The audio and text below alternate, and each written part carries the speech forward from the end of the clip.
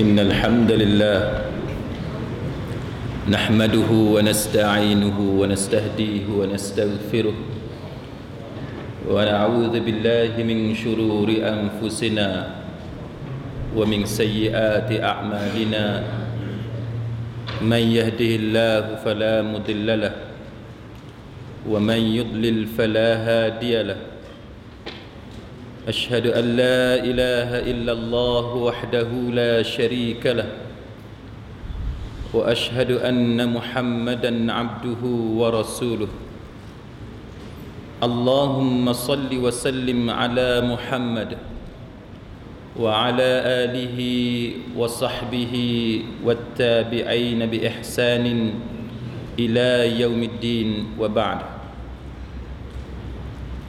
Rabbi syurah li sadri, wahai Tuhanku, lapangkanlah dadaku ini, wa yassir li amri, dan permudahkanlah urusanku, wahlul 'uqdatam min lisani, dan uraikanlah kekeluhan lidahku, yafqahu qawli, supaya mereka memahami kata-kataku ini.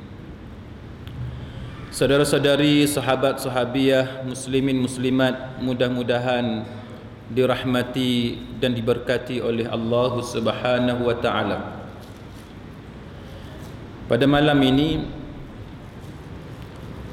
disebabkan oleh ada berita berkenaan dengan Yasir Arafat yang disyaki telah diracun dengan bahan radioaktif polonium 210, maka pada malam ini saya akan mengulas beberapa perkara yang berkaitan dengan Yahudi dan juga apa yang dijelaskan di dalam Al-Quran serta dalam sejarah Islam sebagaimana yang ditulis oleh para ulama berkenaan dengan isu ini. Walaupun di peringkat ini masih awal untuk kita membuat kesimpulan apakah almarhum Yasir Arafat itu dibunuh, diracun, ataupun ianya secara kebetulan sahaja bahan radioaktif itu wujud dalam tubuh beliau. Tetapi adalah baik jikalau kita melihat apa yang disebut oleh Allah Subhanahu wa taala berkenaan dengan hubungan orang-orang Yahudi dengan jenayah pembunuhan terancang, khususnya kaitan mereka dengan pembunuhan nabi-nabi yang terdahulu daripada Muhammad sallallahu alaihi wasallam, juga peristiwa yang membawa kepada diracunnya Nabi kita Muhammad sallallahu alaihi wasallam, dan kemudian kaitan kematian Khalifah Abu Bakar As-Siddiq dengan racun daripada Yahudi sebagaimana yang ditulis oleh Al-Imam As-Suyuti dan sebagainya, dan lain-lain yang saya percaya mempunyai beberapa faedah untuk kita kongsi bersama pada malam ini dalam kuliah Undang-Undang Jenayah Islam di masjid ini. Yang pertamanya, saudara-saudari muslimin muslimat sekalian, saya ingin mengajak tuan-tuan sekalian melihat kepada surah yang keempat di dalam Al-Quran, ayat yang ke-157, di mana Allah Ta'ala berfirman, A'udzu billahi minasyaitonir rajim, wa qawlihim inna qatalnal masiha Isa ibn Maryam Rasulullah wa ma qataluhu wa ma salabuhu walakin syubbiha lahum wa innal ladzina ikhtalafu fihi lafi syakkim minh ma lahum bihi min ilm illa ittiba'az zann wa ma qataluhu yaqina. Sadaqallahul azim. Maksudnya, dan juga disebabkan dakwaan mereka dengan mengatakan bahawa sesungguhnya kami telah membunuh Al-Masih Isa ibni Maryam Rasulullah, padahal mereka tidak membunuhnya dan tidak mensalibkannya, tetapi telah diserupakan bagi mereka yakni orang yang mereka bunuh itu mereka anggap sebagai Nabi Isa alaihi salam. Dan sesungguhnya orang-orang yang telah berselisih faham mengenai Nabi Isa, sebenarnya mereka berada dalam keadaan syak, ragu-ragu tentang menentukan pembunuhannya. Tiada sesuatu pengetahuan pun bagi mereka mengenainya selain daripada mengikut sangkaan semata-mata, dan mereka tidak membunuhnya dengan yakin. Saudara-saudari muslimin muslimat sekalian, ayat ini diceritakan oleh Allah Ta'ala ataupun disampaikan kepada kita oleh Allah Ta'ala dengan ayat seterusnya, iaitu ayat 158, di mana Allah Ta'ala menyebut barrafa'ullahu ilaihi wa kana Allahu azizan hakima. Bahkan Allah telah mengangkat Nabi Isa alaihissalam kepadanya, dan adalah Allah Ta'ala itu maha berkuasa lagi maha bijaksana. Muslimin muslimat sekalian, ayat ini menunjukkan bagaimana Allah Ta'ala menceritakan kepada kita tentang jenayah kaum Yahudi yang mempunyai hati yang busuk, yang tidak boleh menerima hakikat bahawa Isa alaihissalam itu adalah Rasulullah. Dia tak boleh terima.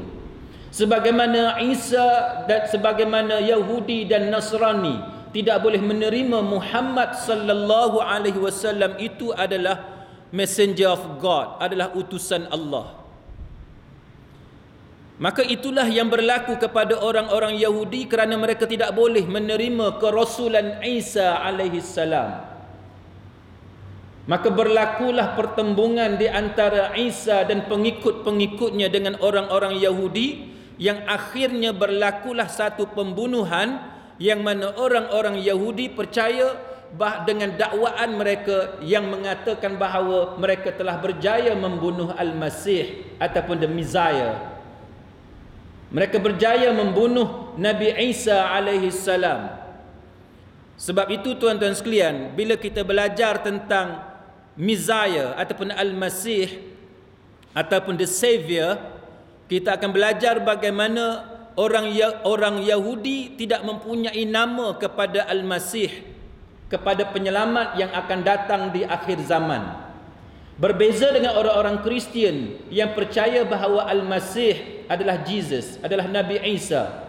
Sebagaimana orang-orang Islam percaya bahawa Al-Masih yang akan datang pada hari sebelum hari akhirat nanti adalah Nabi Isa alaihissalam.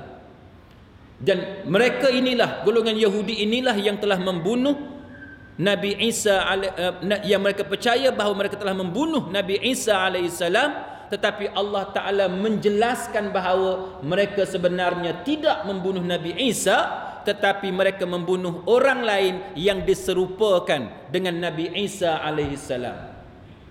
Itu ayat yang pertama yang saya ingin berkongsi dengan tuan-tuan sekalian tentang pembunuhan yang dilakukan oleh orang Yahudi kepada hamba Allah Ta'ala yang saleh, iaitu Nabi Isa alaihissalam.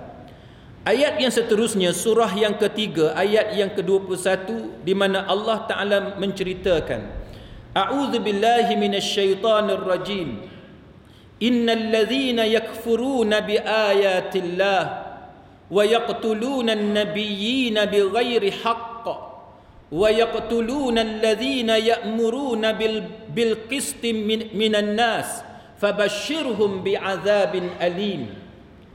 Sesungguhnya orang-orang yang kufur ingkar akan ayat-ayat Allah Ta'ala, mereka membunuh nabi-nabi dengan jalan yang tidak benar, serta membunuh orang-orang yang menyeru manusia supaya berlaku adil.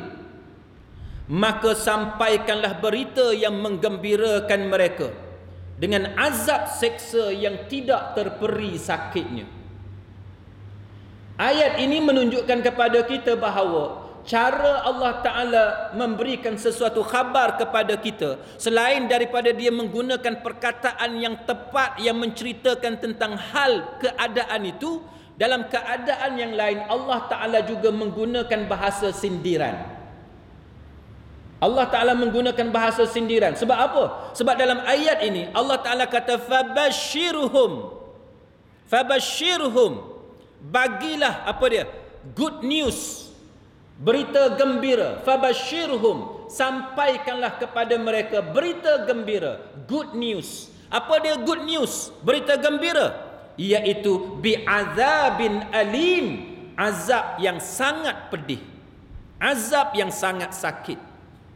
Sindiran tajam, sinis, very cynical daripada Allah Ta'ala kepada manusia yang menentangnya. Maka Allah Ta'ala kata, bagi tahu berita gembira kepada golongan yang menentang kami, yang menentang Allah, bahawa berita gembira yang menunggu mereka di hari akhirat kelak ialah azab yang sangat pedih. Dengan siapa Allah Ta'ala berbicara ini, tuan-tuan sekalian? Allah Ta'ala berbicara dengan golongan yang Allah Ta'ala sebut alladzina yakfuruna biayatillah, orang yang mengkufuri, tidak percaya, yang mengenepikan, mengingkari tanda-tanda, bukti, keterangan daripada Allah Ta'ala. Lepas tu bukan setakat mereka menentang ayat-ayat Allah, bukan saja mereka menentang perintah daripada Allah, tetapi wa yaqtulunan nabiyyin, mereka membunuh nabi-nabi yang diutuskan oleh Allah Ta'ala. Ini nak cerita, nak tunjuk jahatnya golongan Yahudi yang Allah Ta'ala ceritakan dalam Al-Quran tentang perangai dia. Dan cerita ni tuan-tuan sekalian bukan sahaja berlaku pada zaman dulu, tetapi dia juga berlaku kepada Nabi kita Muhammad sallallahu alaihi wasallam, dan berdasarkan kepada riwayat yang ditulis oleh Al-Imam As-Suyuti menunjukkan bahawa ianya juga berlaku kepada Abu Bakar As-Siddiq. Dan disebut wa yaqtuluna alladzina ya'muruna bil qisti minan nas, dan juga mereka membunuh orang-orang lain selain daripada nabi-nabi. Mereka juga membunuh manusia yang lain yang menyuruh kepada keadilan, supaya ditegakkan keadilan. Maka Allah Ta'ala menjanjikan kepada golongan ini tentang azab yang sangat pedih. Saudara-saudari muslimin muslimat sekalian, siapa dia yang pernah dibunuh oleh orang-orang Yahudi? Antara orang yang pernah dibunuh oleh orang-orang Yahudi, selain daripada yang kita sebut tadi, yang dia sangkakan Nabi Isa alaihi salam, kita juga melihat bagaimana mereka juga pernah melakukan beberapa perbuatan. Antaranya kejahatan Raja Zunnuwas, umpamanya seorang raja Yahudi Najran, seorang penguasa ataupun raja Yahudi Najran di bumi Yaman, yang sangat taksub, yang sangat fanatik, yang mana dia ni tak mau ada agama lain di dalam kekuasaan dia, dalam wilayah yang dia kuasai, yang dia perintahkan. Maka Zunnuwas ni dia tak mau ada agama lain yang boleh menandingi agama Yahudi. Dia ni adalah Yahudi Najran, maka dia tak mau. Maka disebut bahawa sekelompok pengikut Nabi Isa alaihissalam, bila dia tahu ada pengikut Nabi Isa alaihissalam, lalu dia paksa pengikut Nabi Isa alaihissalam supaya murtad, supaya keluar daripada ajaran yang mana mereka percaya kepada Nabi Isa alaihissalam, dan dipaksa memeluk agama Yahudi. Dan sesiapa yang tidak mahu memeluk agama Yahudi, maka mereka akan dibakar hidup-hidup.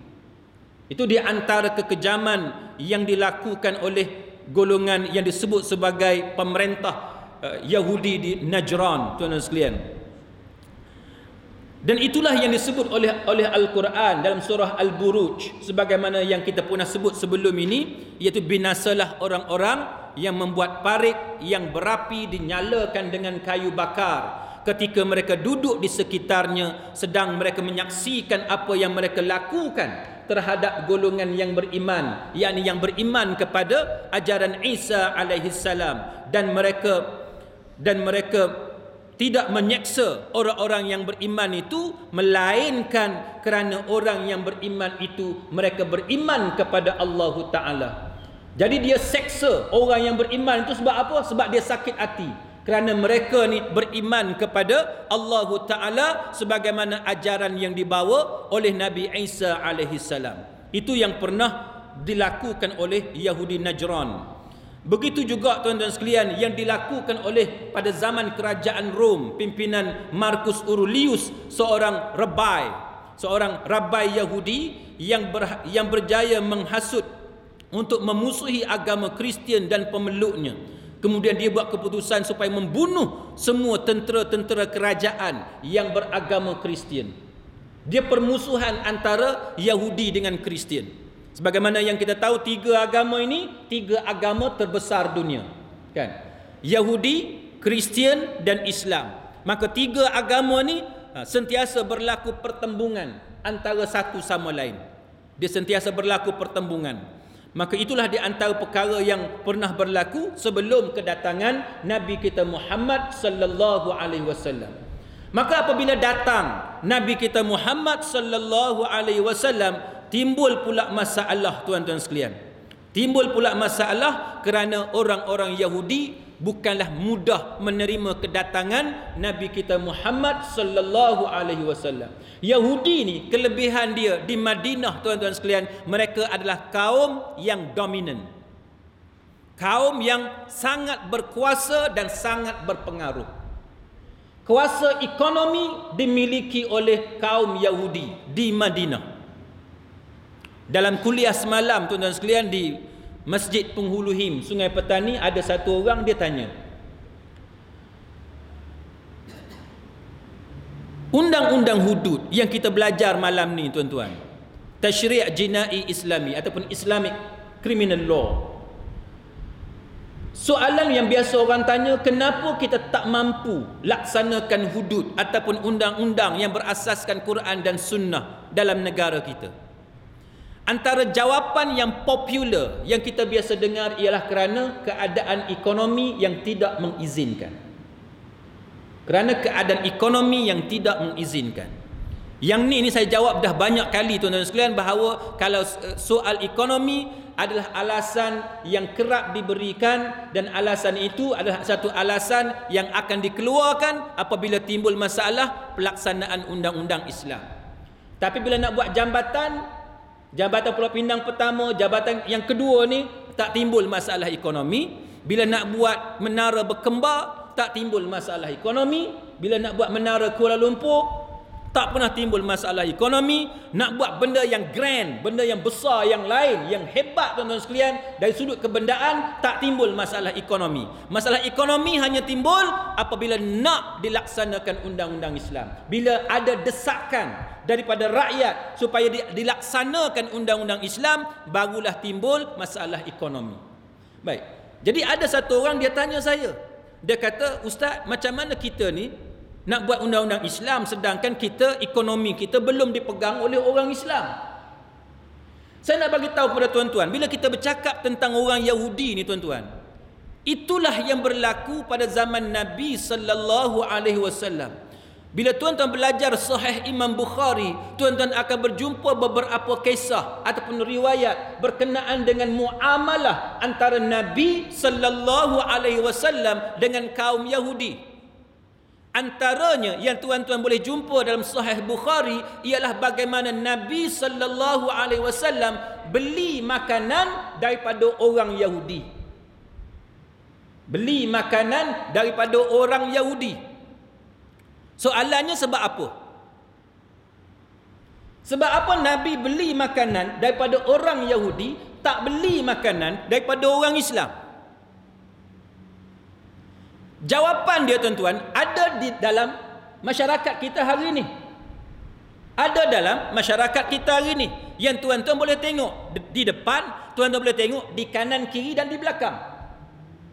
Sebab apa kita hari ini, bila kita beli barang-barang keperluan harian, kita perlu membeli daripada pihak lain. Kenapa? Sebabnya ialah kerana pihak lain menguasai bidang ekonomi. Orang-orang Islam tidak dapat menguasai ekonomi.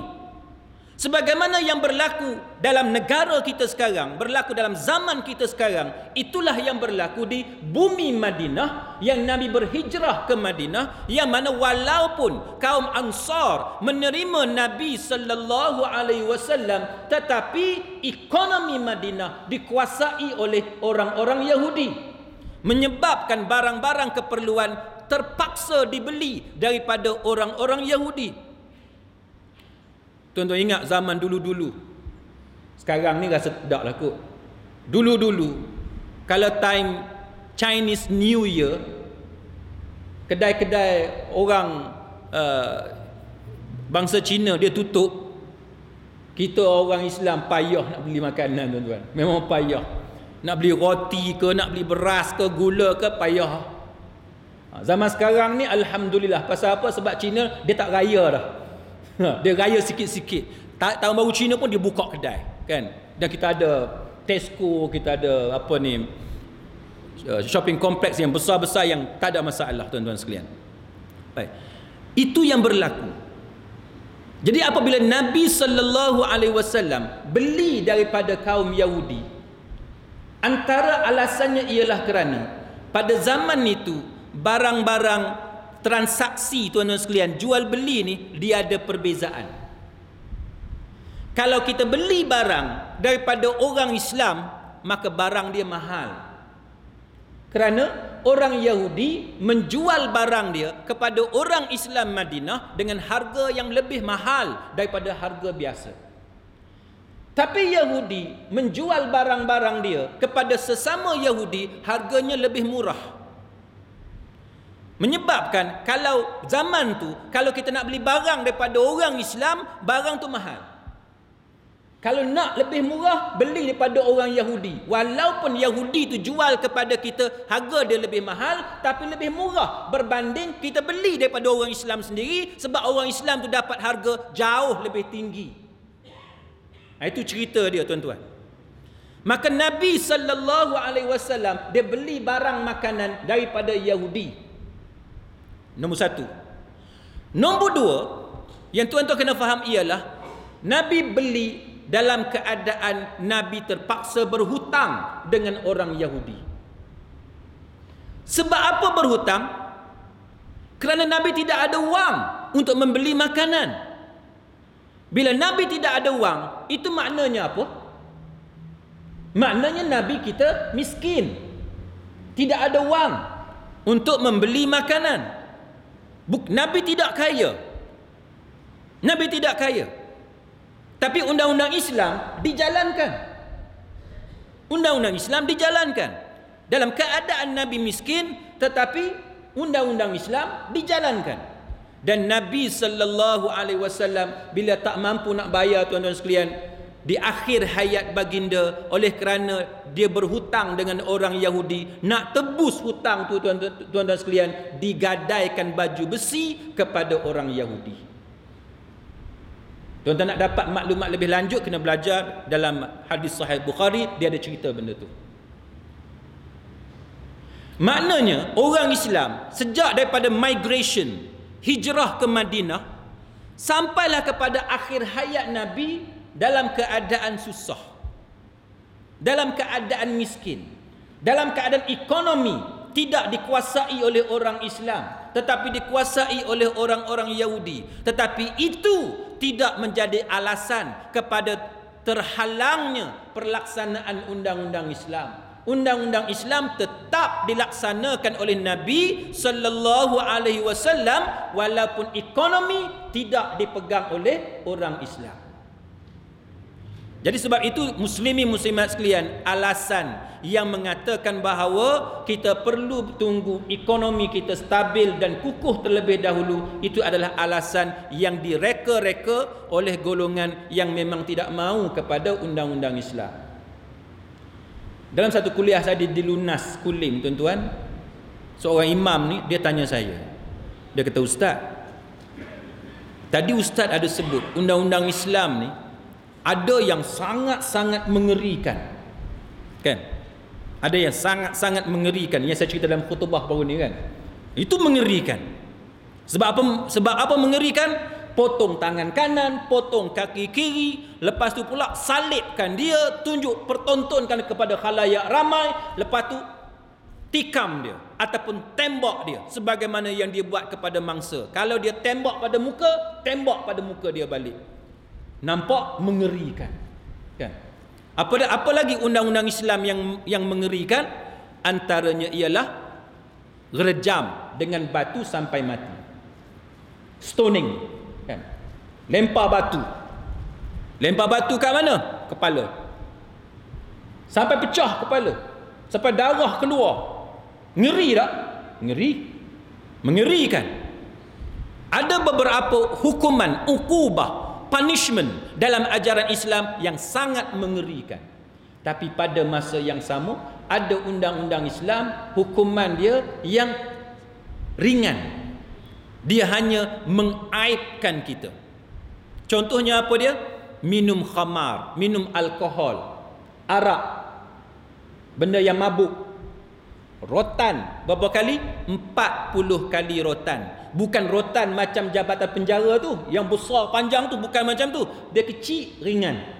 Angkat pun tak boleh lebih 90 degree, tak boleh lebih 90 darjah. Putih ketiak tak boleh nampak, kan? Tapi kalau jabatan penjara buat, dia pegang dua-dua belah, dahlah rotan tu besar, kan? Dia angkat tinggi, dia punya lajak, dia punya hayunan tu tuan-tuan sekalian, itu sangat mengerikan. Tuan-tuan boleh tengok YouTube, tuan-tuan type 20 sebatan, dia akan keluar satu video yang dibuat oleh jabatan penjara. Dia record, dia rakam, tuan-tuan boleh tengok macam mana yang berlaku. 20 kali sebat. Lelaki tu dihukum kerana kesalahan rogol, Section 375. Tuan-tuan boleh tengok macam mana kali keempat, kali kelima keluar darah, kulit-kulit pun terkeluar. Tuan-tuan boleh tengok. Itu rotan oleh jabatan penjara. Tapi rotan dalam ajaran Islam kecil, ringan. Dan punggung pesalah tidak dibuka, aurat pesalah tidak dibuka. Dalam ajaran Islam wajib ditutup aurat dia. Dan bila dia rotan, tuan-tuan sekalian, dia takkan mati. Sebabnya rotan tu kecil dan pukulan dia pukulan yang sederhana. Dan dalam sejarah Islam pernah seorang lelaki, tuan-tuan sekalian, yang uzur. Seorang lelaki yang uzur, dia berzina. Maka dia perlu dikenakan hukuman rotan 100 kali rotan. Dia tu uzur, tapi dia berzina. Kita pun pelik juga, macam mana uzur tapi berzina. Kita pun pelik. Di Butterworth, tuan-tuan sekalian, di mahkamah Butterworth, tuan-tuan, pernah ada satu pakcik tu, umur 70 lebih, tapi dia rogol satu budak perempuan di dalam ladang kelapa sawit. Tangkap dia, bawa ke mahkamah. Polis mahkamah bagi tahu kat saya, dia naik tangga pun tak larat. Naik tangga tak larat, tapi hak satu tu larat. Saya pun pening. Nak percaya tak percaya, nak percaya tak percaya. Tapi nak kata tak percaya, polis mahkamah bagi tahu, naik tangga pun tak larat. Tak tahulah kok dia berpura-pura, kita tak tahu. Kan? Jadi pada zaman Nabi pernah berlaku, satu orang ni dia uzur, tapi dia bersalah kerana kesalahan hudud. Maka apa yang berlaku, muslimin muslimat sekalian, dia sepatutnya kena rotan. Sahabat-sahabat kata dekat Nabi, wahai Rasulullah, kami tengok dia ni, kalau kena rotan, mati dia. Sebab dia uzur, mati dia. Apa yang Nabi bagi tahu kepada sahabat? Rotan tu ikat, bagi cukup 100, tuan-tuan sekalian, bagi satu dah je, bagi satu kali je.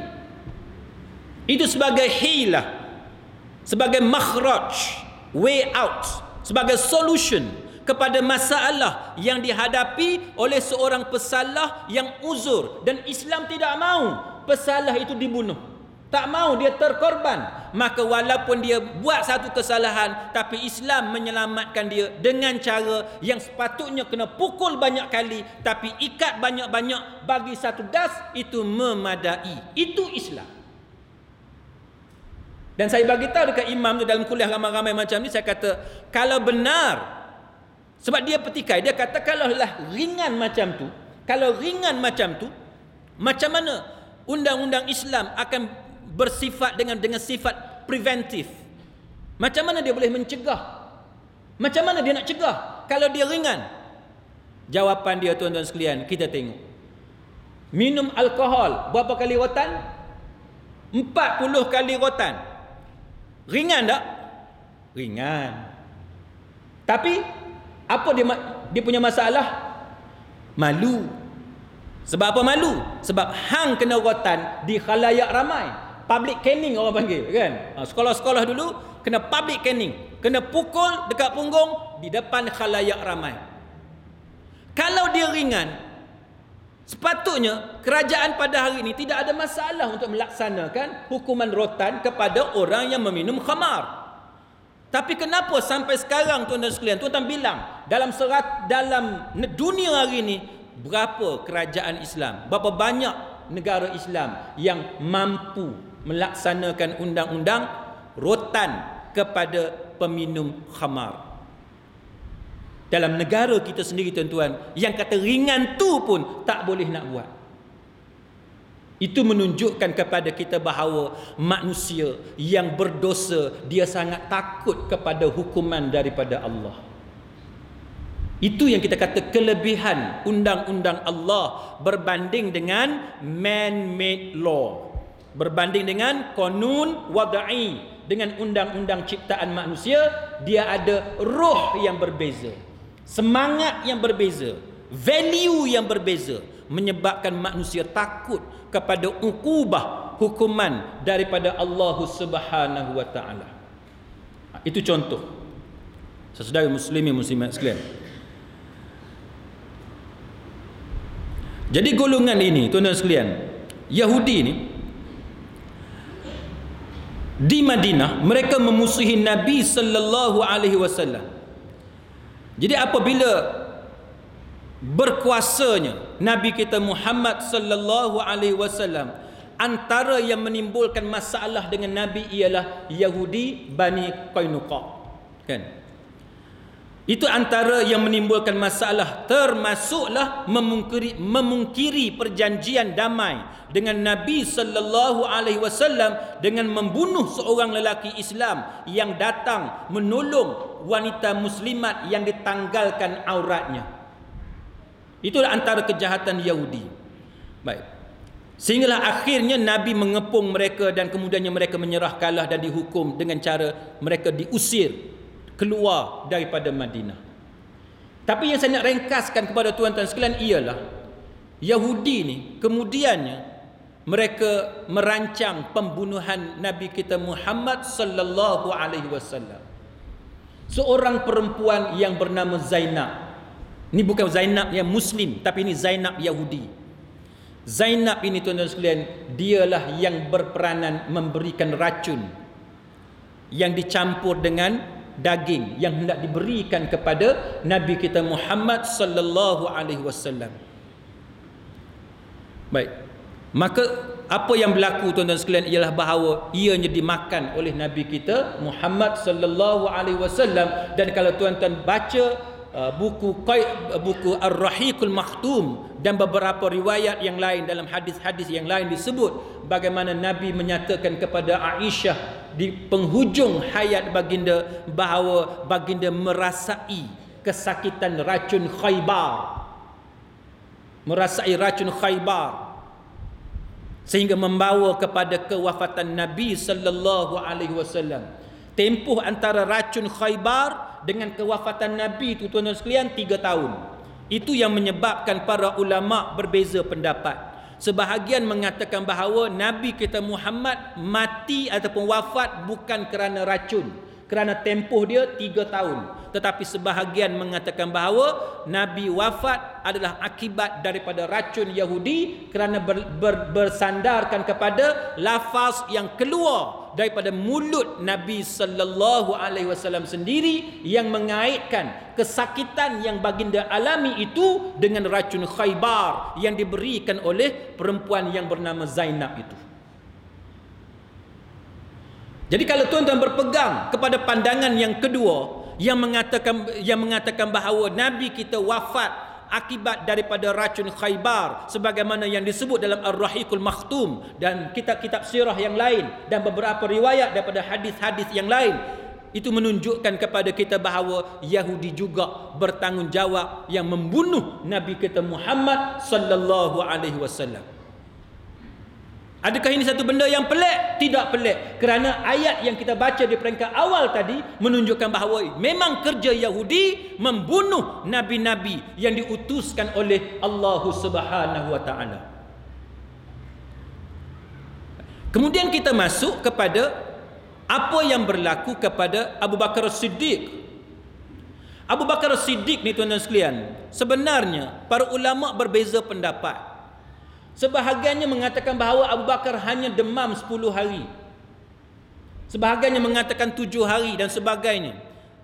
Dan dengan mengatakan bahawa demamnya Abu Bakar Siddiq adalah akibat daripada penyakit biasa dan tidak ada kaitan dengan racun daripada Yahudi. Tetapi antara ulama Islam yang berpendapat bahawa Abu Bakar Siddiq mati ataupun wafat akibat daripada racun Yahudi adalah Al-Imam As-Suyuti.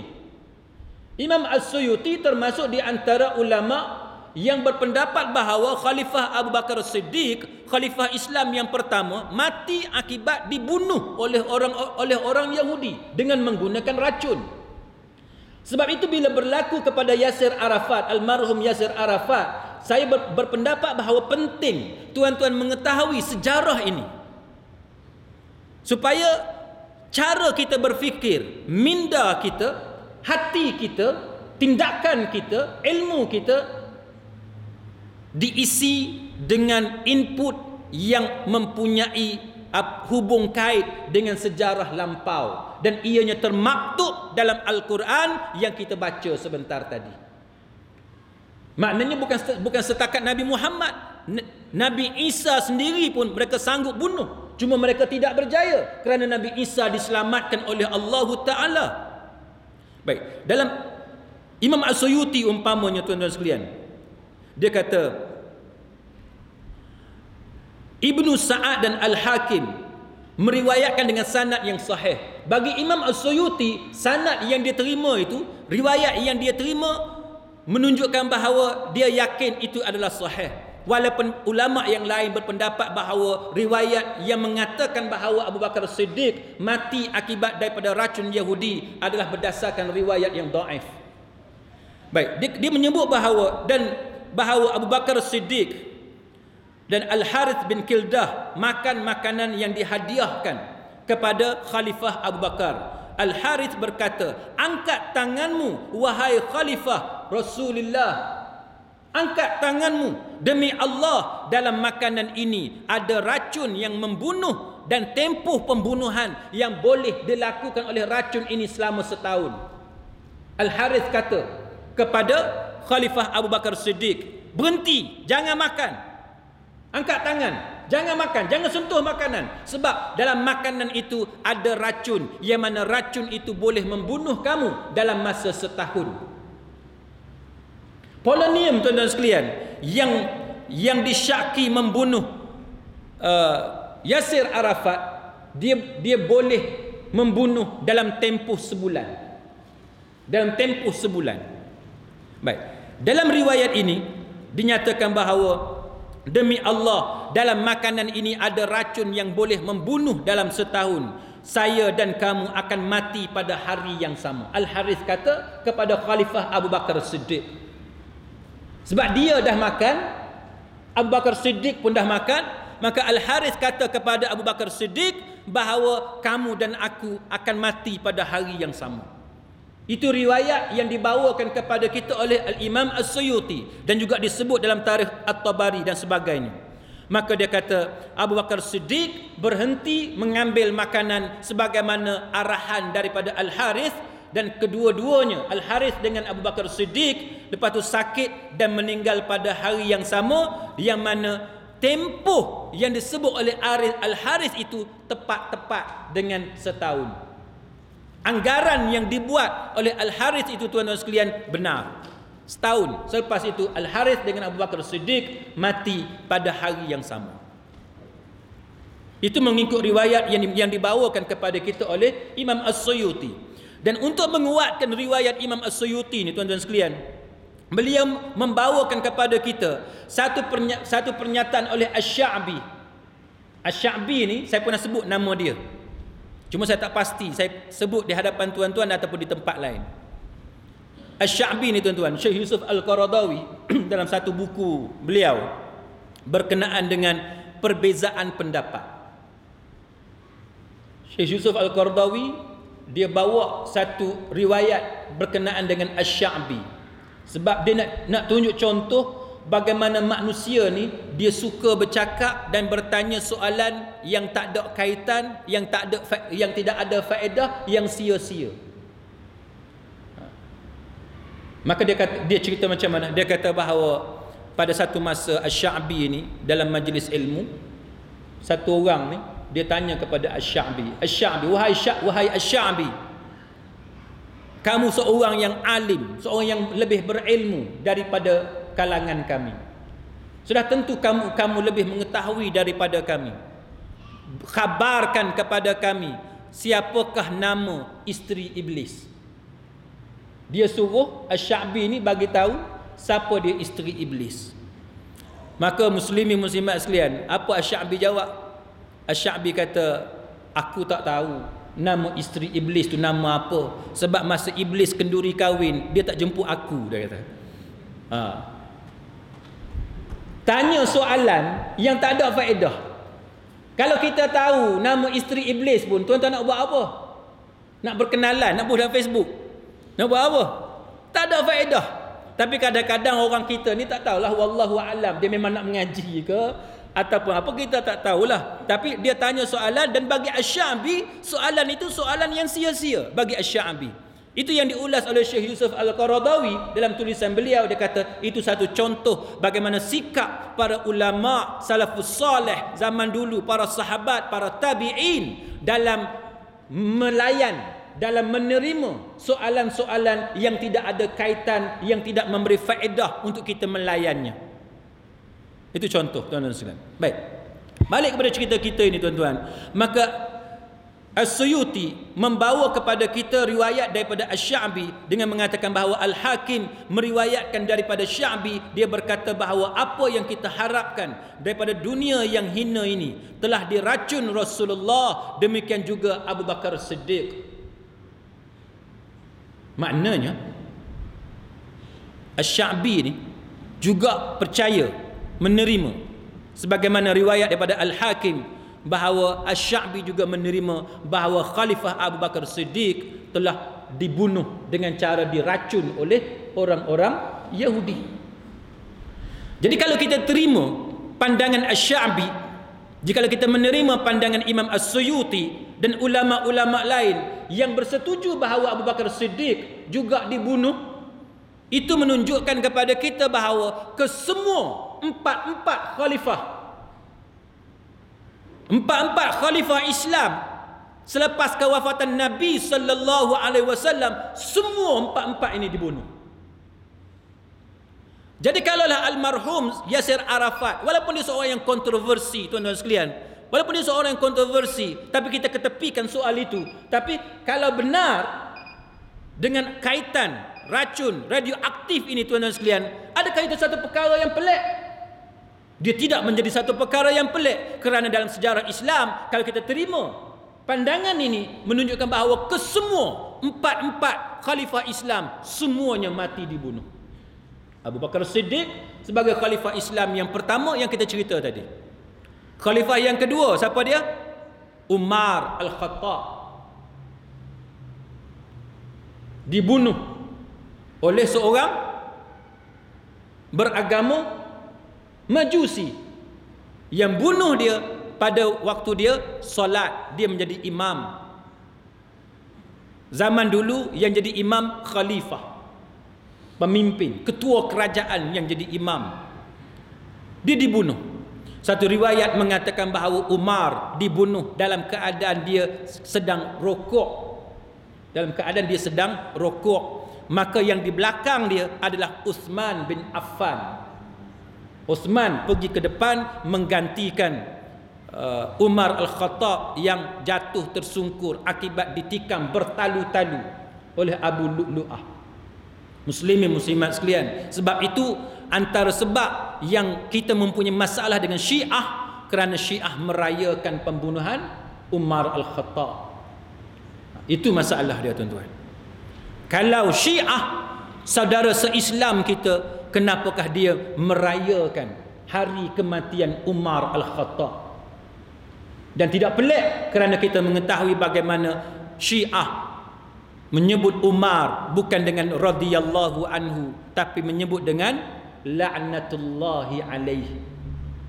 Dia melaknat Umar Al-Khattab sebagaimana dia melaknat sahabat yang lain dan ummul mukminin seperti Aisyah radhiyallahu anha. Kita sebut Aisyah radhiyallahu anha, dia sebut Aisyah la'natullahi alaiha. Kita menyebut ummul mukminin, Aisyah tu ibu kepada orang-orang yang beriman. Syiah menyebut dia adalah perempuan jalang. Kita menyebut bahawa Aisyah seorang yang kita mengambil fatwa daripadanya. Tetapi Syiah menyatakan bahawa Aisyah berdendam dengan Ali kerana cadangan daripada Ali dalam peristiwa hadisul ifk, dalam peristiwa berita palsu berkenaan dengan kononnya ada skandal antara Aisyah dengan sahabat Nabi. Maka Ali mencadangkan kepada Nabi secara tidak langsung supaya menceraikan Aisyah radhiyallahu anha, menyebabkan golongan Syiah mengatakan bahawa kerana cadangan itulah Aisyah berdendam dengan Ali. Maka apabila wafatnya Nabi sallallahu alaihi wasallam, Aisyah mengambil peluang dengan kewafatan Nabi mengangkat pedang untuk membunuh Ali radhiyallahu anhu. Itu antara contoh permusuhan yang berlaku di antara orang-orang Islam, tetapi ianya telah di-exaggerated, telah ditokok tambah oleh musuh-musuh Islam. Sebab tu kita orang-orang Islam, bila kita belajar tentang sirah, bila kita belajar tentang Islam, tentang sejarah Islam dan yang seumpama dengannya, belajar dengan cara yang betul, dengan manhaj yang betul, dengan guru yang betul, supaya tidak berlaku sebarang kekeliruan. Contoh yang kita pernah sebut sebelum ini, bagaimana pembunuhan Hamzah, bapa saudara Nabi, yang dikaitkan bahawa seorang perempuan isteri kepada Abu Sufyan, nama dia Hindun. Hindun ini dikaitkan dengan satu kisah bahawa selepas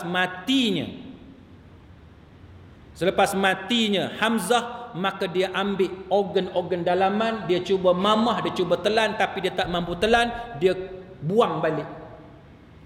Maka para ulama membincangkan dan mereka mendapati bahawa riwayat yang mengatakan sedemikian adalah riwayat yang palsu, riwayat yang mempunyai banyak masalah kerana antara perawinya dikaitkan dengan Syiah. Sebab itu bila kita melihat riwayat yang ada dalam Sahih Imam Bukhari yang datang secara langsung, datang cerita itu secara langsung daripada Wahsy, didapati bahawa tidak ada sedikit pun cerita berkenaan dengan Hindun memakan organ dalaman daripada jasad Hamzah bin Abdul Muttalib, bapa saudara Nabi sallallahu alaihi wasallam dalam peristiwa peperangan Uhud. Jadi itu menunjukkan kepada kita bahawa Umar pun mati dibunuh. Yang ketiga, Uthman, Sayyidina Uthman, Khalifah Islam yang ketiga, juga mati dibunuh. Tuan-tuan boleh fikir tak bagaimana Uthman dibunuh, dikepung oleh kaum pemberontak dalam rumah dia? Kalau tuan-tuan fikir secara logik, takkan tak ada sahabat-sahabat yang lain yang akan mempertahankan Uthman daripada kepungan dan serangan kaum pemberontak. Tapi tuan-tuan bacalah sejarah Uthman, bagaimana Uthman memberi arahan kepada para sahabat supaya tidak interfere, tidak campur tangan, biarlah dia berseorangan, dan para sahabat akur kepada kehendak Uthman. Itu contoh tuan-tuan sekalian seorang khalifah Islam. Walaupun ada beberapa isu berkenaan dengan Khalifah Uthman, tetapi tuan-tuan sekalian, yang saya nak point out ialah bagaimana Khalifah Uthman dia tidak mementingkan diri dia. Kalau kita lagu mana? Kalau kita orang nak serang kita, kita suruh orang lain dulu yang pergi. Kita sembunyi kat belakang. Itu kalau kita. Tapi sahabat-sahabat Nabi yang utama ni tuan-tuan, dia tidak ada perasaan selfish, ananiyah. Ananiyah ni apa dia? Keakuan. Aku, tak ada sifat tu. Self interest tu tak ada, kepentingan diri sendiri. Tak. Dia sangat mementingkan rakyat dia. Dia sangat mementingkan masyarakat. Bagi Uthman, biar dia yang mati daripada berlaku pertumpahan darah yang banyak. Dia tak mau nanti kalau sahabat-sahabat semua masuk sokong dia, berhadapan dengan kaum pemberontak, maka lebih banyak darah orang Islam akan tumpah. Sedangkan sebelum itu sudah berlaku banyak pertembungan antara sesama orang Islam. Itu antara alasan Uthman sehingga menyebabkan dia tak mau para sahabat tolong dia.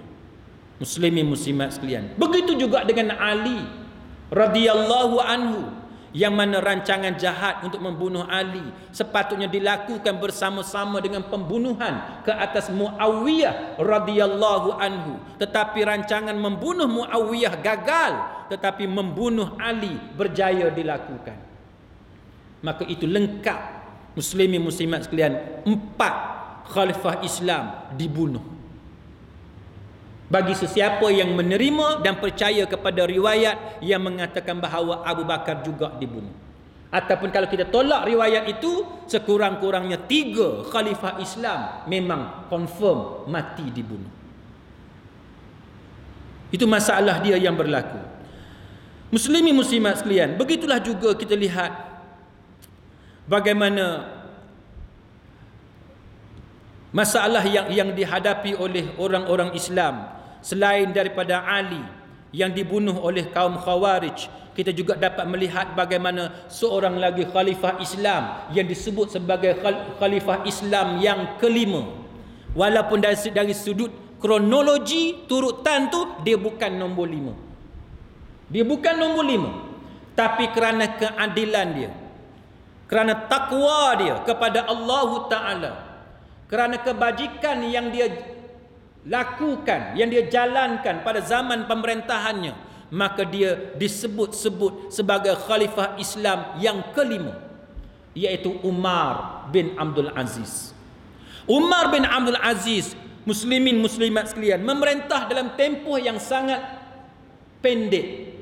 Sebahagian riwayat mengatakan bahawa dia memerintah hanya lebih kurang 2 tahun sahaja. Sebahagian riwayat mengatakan 2 tahun lebih sikit, iaitu 29 bulan. Maknanya 2 tahun 5 bulan. 2 tahun 5 bulan ataupun 29 bulan. Maka apa yang berlaku, muslimin muslimat sekalian, ialah bagaimana ada di kalangan mereka yang menjadi menteri dan pembesar pada zaman pemerintahan Umar bin Abdul Aziz yang tidak suka kepada style pemerintahan Umar bin Abdul Aziz. Tuan-tuan baca sejarah kenapa Umar bin Abdul Aziz tidak disukai oleh sebahagian daripada penguasa pada zaman dia. Sebab apa? Sebab keadilan Umar menyebabkan mereka tidak boleh merasai kekayaan negara. Mereka tak boleh mengaut kekayaan negara kerana Umar seorang yang tegas dan seorang yang sangat adil dalam membahagi-bahagikan kekayaan negara. Maka bagi mereka Umar mesti dihapuskan kerana wujudnya Umar, keadilan Umar menyebabkan mereka tidak dapat menguasai kekayaan yang ada pada negara. Maka apa yang mereka lakukan, saudari muslimin muslimat sekalian, ialah mereka berusaha untuk meracun Umar bin Abdul Aziz. Imam As-Suyuti, tuan-tuan sekalian, dia tulis dalam Tarikh Khulafa dan juga penulisan dalam kitab-kitab yang lain menyebut bahawa penyebab kematian Umar bin Abdul Aziz adalah kerana diracun oleh sebahagian rancangan daripada sebahagian daripada orang yang mempunyai jawatan di dalam kerajaan dia sendiri. Itu apa yang ditulis oleh Imam As-Suyuti. Muslimin muslimat sekalian, kalau kita tengok dalam masyarakat kita pada hari ini, banyak benda yang berlaku yang menjadi a big question mark, tanda soal yang besar. Contohnya yang saya boleh sebut kepada tuan-tuan, contoh yang mudah. Bila berlaku banjir di satu tempat, bantuan datang daripada kerajaan, dan sepatutnya bantuan tu sampai kepada pihak yang terlibat dengan banjir. Tapi apa yang berlaku tuan-tuan? Bantuan tu sampai ke tidak kepada pihak yang mengalami musibah? Sampai, tapi sikit. Sebahagian tu pergi ke mana? Itu a big question mark. Tuan-tuan tanyalah, setiap kali banjir yang berlaku di beberapa tempat, di Tasik Gelugor dan sebagainya, semasa saya duduk di Tasik Gelugor, cerita yang sama keluar. Kerana ada orang antara pemerintah yang bagi bantuan ataupun pihak berkuasa yang bagi bantuan nak sampai kepada orang bawah ni, hak tengah-tengah tu ada yang tolong ngap, ada yang tolong sapu. Orang macam ni tuan-tuan, dia suka tak kalau orang atas dia tu orang yang adil? Dia suka tak kalau orang yang ke atas tu orang yang amanah? Dia takkan suka, kerana dia tahu bahawa kalau orang yang ke atas tu orang yang adil, orang yang amanah, yang takwa kepada Allah Ta'ala, an ta'budallaha ka'annaka tara fa in lam takun tara fa innahu yarak. Kan dalam hadis tu, beribadat kepada Allah Ta'ala ni seolah-olah kita melihat Allah Ta'ala, dan memang kamu tak nampak Allah Ta'ala, tapi ketahuilah bahawa Allah Ta'ala tengok kamu, dia nampak kamu. Jadi bila kita beribadat kepada Allah, kita tunduk kepada perintah Allah Ta'ala, seolah-olah kita sedang nampak Allah Ta'ala, tapi kita tahu bahawa Allah Ta'ala memang sedang melihat kita. Tapi berapa ramai yang mempunyai iman yang macam tu? Berapa ramai? Masa nak ambil hak orang tu, masa nak ngap hak orang, berapa ramai? Orang di Tasik Gelugor tuan-tuan duk cerita kat saya, dia tengok sendiri macam mana orang yang tidak terlibat dengan banjir penuh dalam bakul motosikal tu, dia pergi ambil. Ni masalah orang kita tuan-tuan. Tak payah cerita hak pelik-pelik lah, kita cerita hak mudah-mudah, hak basic ya tuan-tuan. Masjid Abdullah Fahim dekat rumah saya tu, kalau masa bulan puasa baru ni, buka puasa hak ringan dulu kan, sembahyang maghrib, lepas tu baru makan nasi. Siapa yang duduk kat belakang, duduk queue panjang, siapa duduk kat belakang jangan harap dapat makan.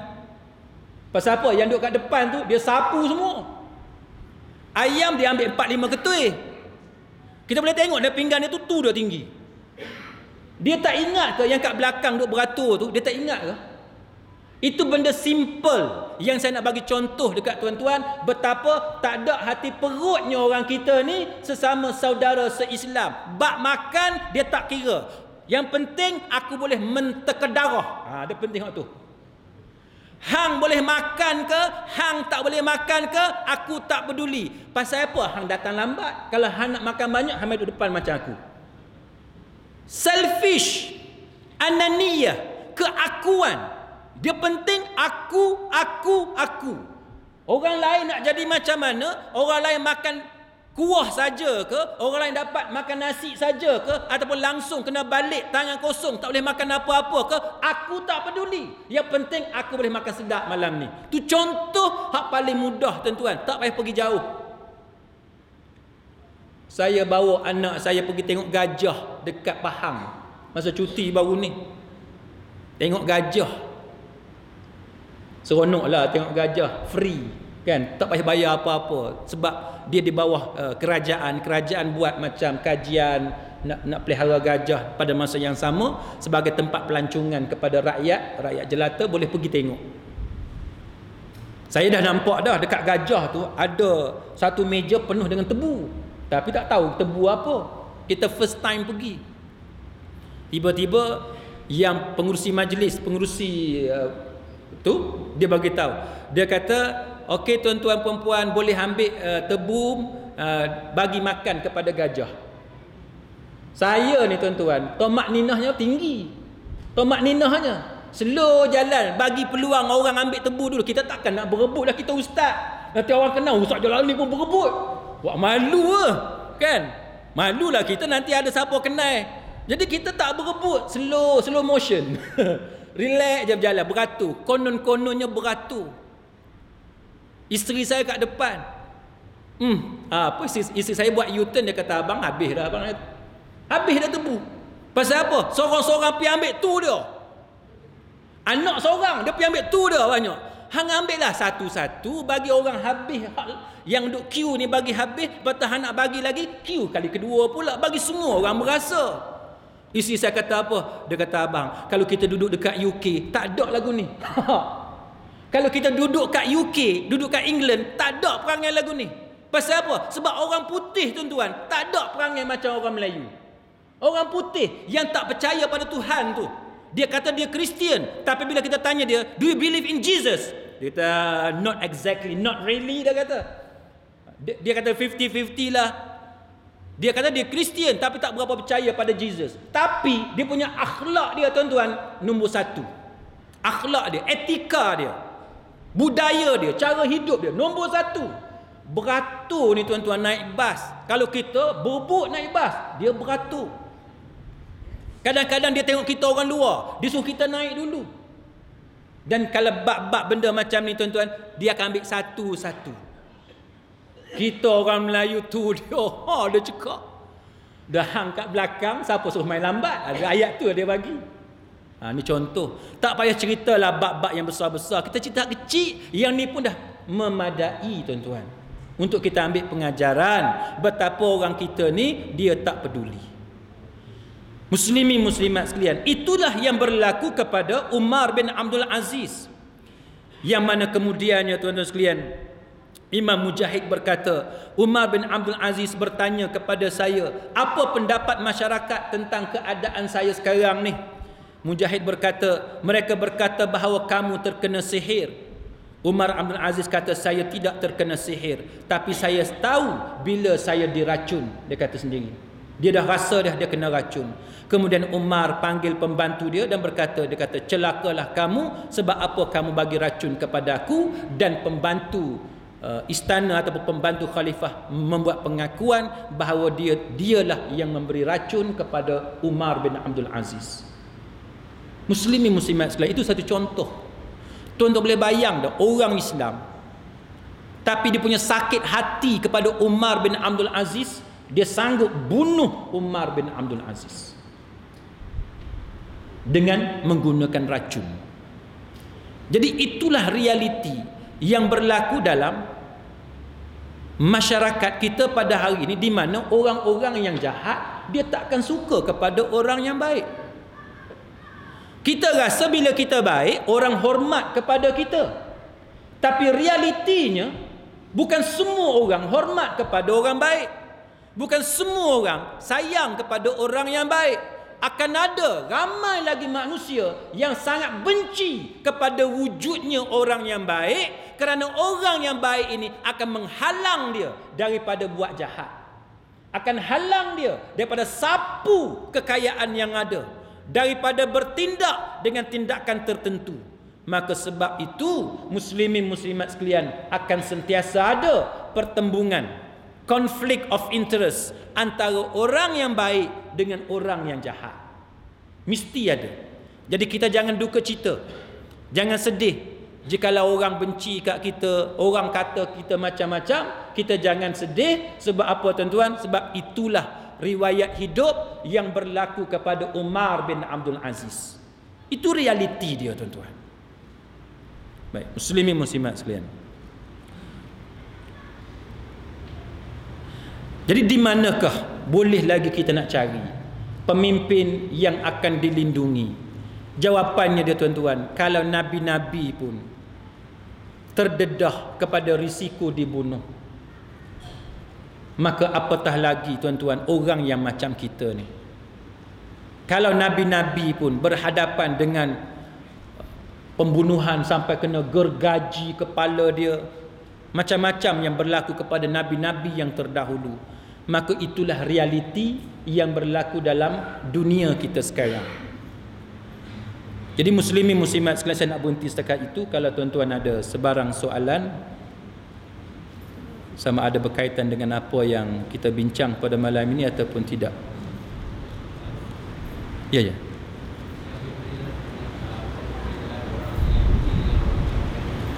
Okey. Apa beza antara Yahudi dengan orang yang kafir? Orang yang kafir ialah satu istilah yang lebih umum berbanding dengan istilah orang Yahudi. Saya bagi contoh macam ni. Orang Yahudi, dia kafir ataupun tidak? Secara mudah, kita cakap cara mudah. Secara mudahnya ataupun secara ringkasnya, orang Yahudi itu kafir. Tapi orang kafir, adakah dia Yahudi? Tak semestinya. Dia mungkin Yahudi, dia mungkin Kristian, dia mungkin Hindu, dia mungkin Buddha, mungkin tidak ada agama, mungkin banyak jenis. Jadi mudah nak fahamnya ialah istilah orang kafir dia lebih umum. Dan salah satu contoh orang yang kafir ialah orang Yahudi. Satu. Yang kedua, yang tuan-tuan kena faham, bila kita menggunakan istilah Yahudi, kebiasaannya Yahudi ni membawa maksud agama. Agama Yahudi. Tapi ada juga ketikanya Yahudi itu merujuk kepada bangsa ataupun keturunan. Okey. Contoh apa dia? Contoh macam Maryam Jamilah. Tuan-tuan tahu Maryam Jamilah? Tak kenal. Maryam Jamilah ni salah seorang pemimpin ataupun tokoh wanita dalam Ikhwan Muslimin, dalam Ikhwan, dan dia kena seksa di Mesir sebagaimana yang berlaku kepada Hasan al-Banna, yang berlaku kepada Said Qutb dan sebagainya, kepada pemimpin Ikhwan yang lain, Mursi sekarang ni. Itulah juga yang berlaku kepada Zainab al-Ghazali, saya dah bertukar dah. Zainab al-Ghazali lain, Maryam Jamilah ni orang lain. Saya minta maaf. Maryam Jamilah ni tuan-tuan, Maryam Jamilah cerita lain. Yang saya cerita tadi yang diseksa di Mesir dalam tokoh Ikhwan ni, itu ialah Zainab al-Ghazali. Itu lain. Maryam Jamilah ni satu orang perempuan Yahudi yang banyak berdebat dengan Abu A'la al-Maududi, tokoh Jamaati Islami Pakistan. Dia banyak hantar surat, berdiskusi, berbincang, berhujah, berdebat dengan Abu A'la al-Maududi. Jadi Maryam Jamilah ni seorang Yahudi. Dia berbangsa Yahudi, darah Yahudi, keturunan Yahudi, tapi dia memeluk Islam. Jadi bila kita sebut Yahudi ni, yang pertamanya dia adalah salah satu kaum yang kafir, yang ingkar kepada Allah Ta'ala, yang kita sebut walan tarda, yang disebut dalam Quran kan, walan tarda ankal yahudu walan nasara hatta tattabi'a millatahum, kan, tidak akan sekali-kali redha siapa dia, Yahudi dengan Nasara ke atas kamu sehinggalah kamu ikut jejak langkah mereka. Jadi Yahudi yang disebut dalam ayat Al-Quran yang kita baca itu merujuk kepada agama Yahudi, bukan keturunan Yahudi. Sebab keturunan Yahudi yang masuk Islam itu cerita lain. Tapi Yahudi yang disebut dalam Quran itu ialah agama Yahudi, yang mana salah satu daripada golongan yang kufur, ingkar kepada agama Allah Ta'ala. Wallahu a'lam. Ada soalan lain? Ya.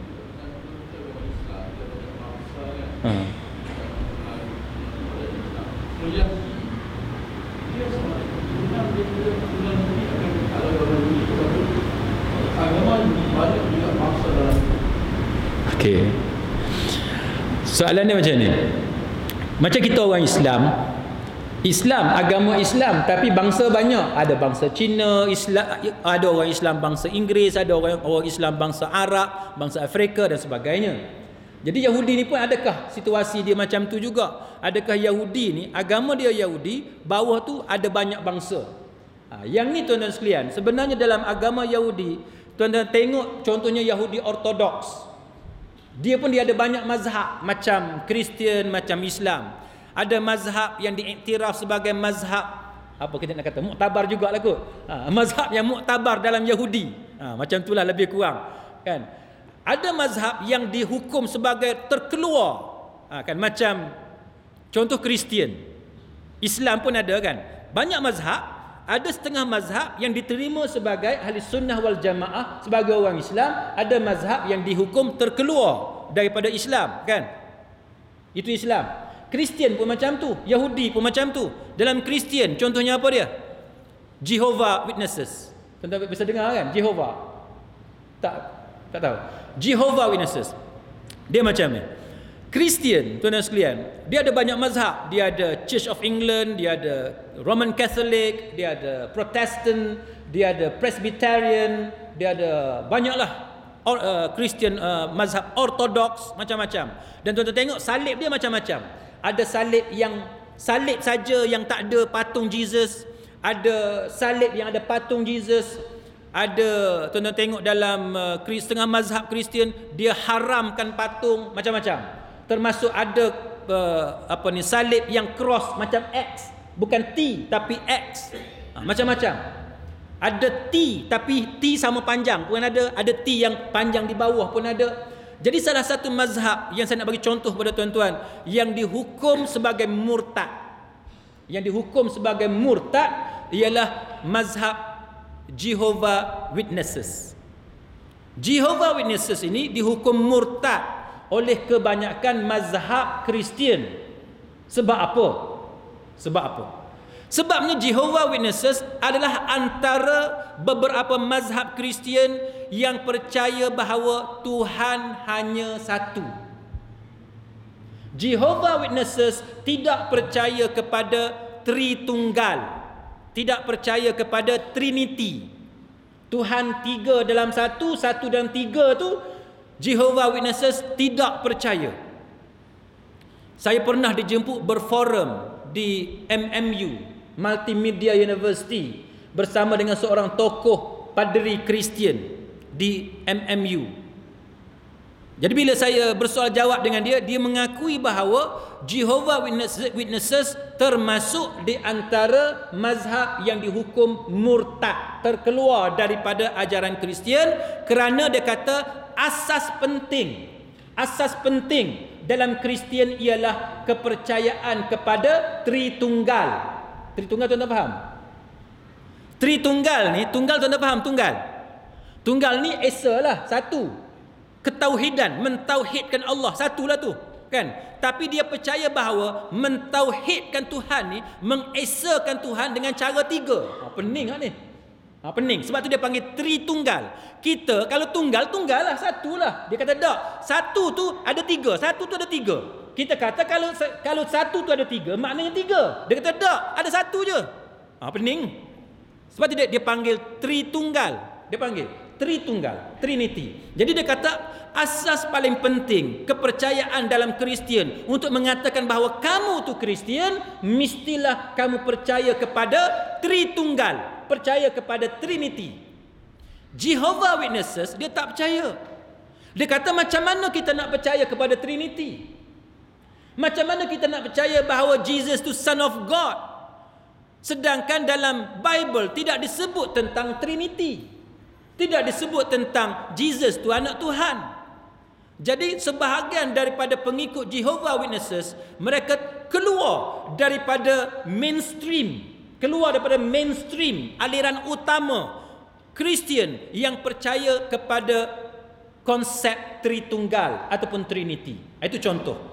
Sama sebagaimana Yahudi pun satu agama yang mempunyai banyak mazhab, termasuk dalam masalah yang Syekh kita tanya tadi, iaitu di mana sebahagian daripada mereka mengatakan bahawa Yahudi hanyalah satu agama untuk bangsa Yahudi. Maknanya orang Melayu nak peluk agama Yahudi tak boleh. Tidak sah agama Yahudi dia kerana dia bangsa Melayu. Orang nak masuk Yahudi mestilah daripada keturunan Yahudi sendiri. Keturunan dengan agama sama, dikira sama. Orang putih, orang Inggeris nak jadi Yahudi tak boleh. Itu antara beberapa kelompok yang keras di dalam agama Yahudi yang mengatakan bahawa mana-mana orang lain yang memeluk agama Yahudi maka tidak ada pemelukan dalam agama Yahudi, dan pemelukan mereka itu ataupun masuknya mereka ke dalam agama Yahudi, hukum dia tidak sah. Dia pun ada tak sah juga. Bukan kita je ada tidak sah, dia pun ada tidak sah. Tetapi ada satu aliran lain dalam Yahudi yang mengatakan bahawa agama Yahudi ialah agama yang boleh dipeluk, yang boleh diprofes. Maknanya orang boleh masuk. Maknanya engkau orang putih ke, engkau Jepun ke, engkau Cina ke, engkau India ke, walaupun engkau darah tu darah lain, tapi tiba-tiba engkau percaya kepada agama Yahudi, maka kami terima kamu sebagai orang Yahudi. Itulah contoh, beberapa contoh yang ada dalam Yahudi, dalam Kristian dan sebagainya. Wallahu a'lam. Ya.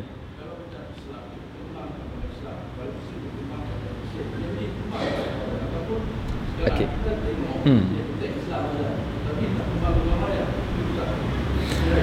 Okey.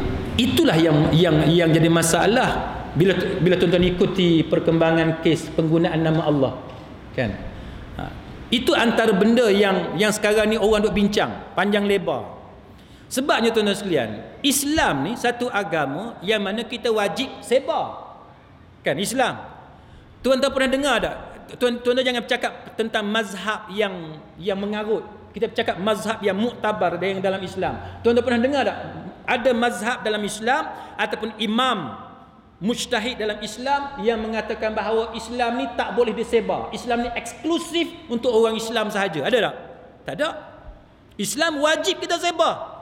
Kita jumpa orang Cina ataupun yang duk kerja satu pejabat dengan kita, tuan kena fikir ikhtiar macam mana aku nak sampaikan Islam dekat dia.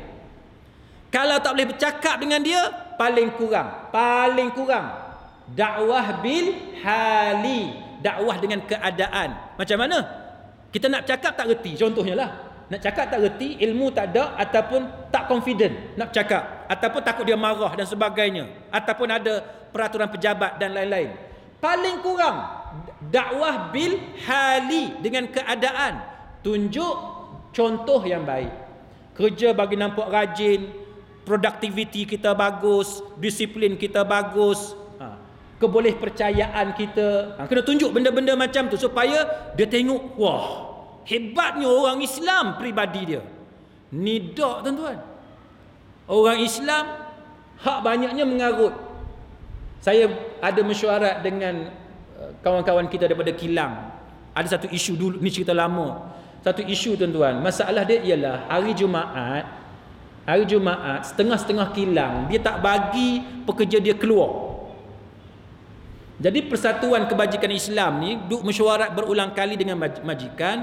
Akhirnya majikan setuju, iaitu setiap 3 minggu seorang boleh keluar, paling kurang boleh dapat sekali. Tuan-tuan faham kan? Sebab dia macam ni, setengah orang Melayu kita faham ponting sembahyang Jumaat boleh. dia faham lagu tu. Boleh ponting sembahyang Jumaat selagi tak cukup 3 kali. Cukup 3 kali munafik. Dia kira lagu tu. Cukup 3 kali munafik. Maknanya untuk mengelak jadi munafik, ponting 2 kali tak apa, kali ketiga baru kita pergi. Ni pun haru tuan-tuan, mengaji hadis macam mana. Sebab tu kita kena mengaji cara betul, mengadap tok guru, tanya soalan, bagi faham. Ni belajar jumpa kat mana kita tak tahu, dia pergi faham. Ponting Jumaat 3 kali boleh, tak boleh. 3 kali tak boleh. Mana 2 kali boleh. Jadi satu kilang ni dia setuju bahawa akan buat rotation.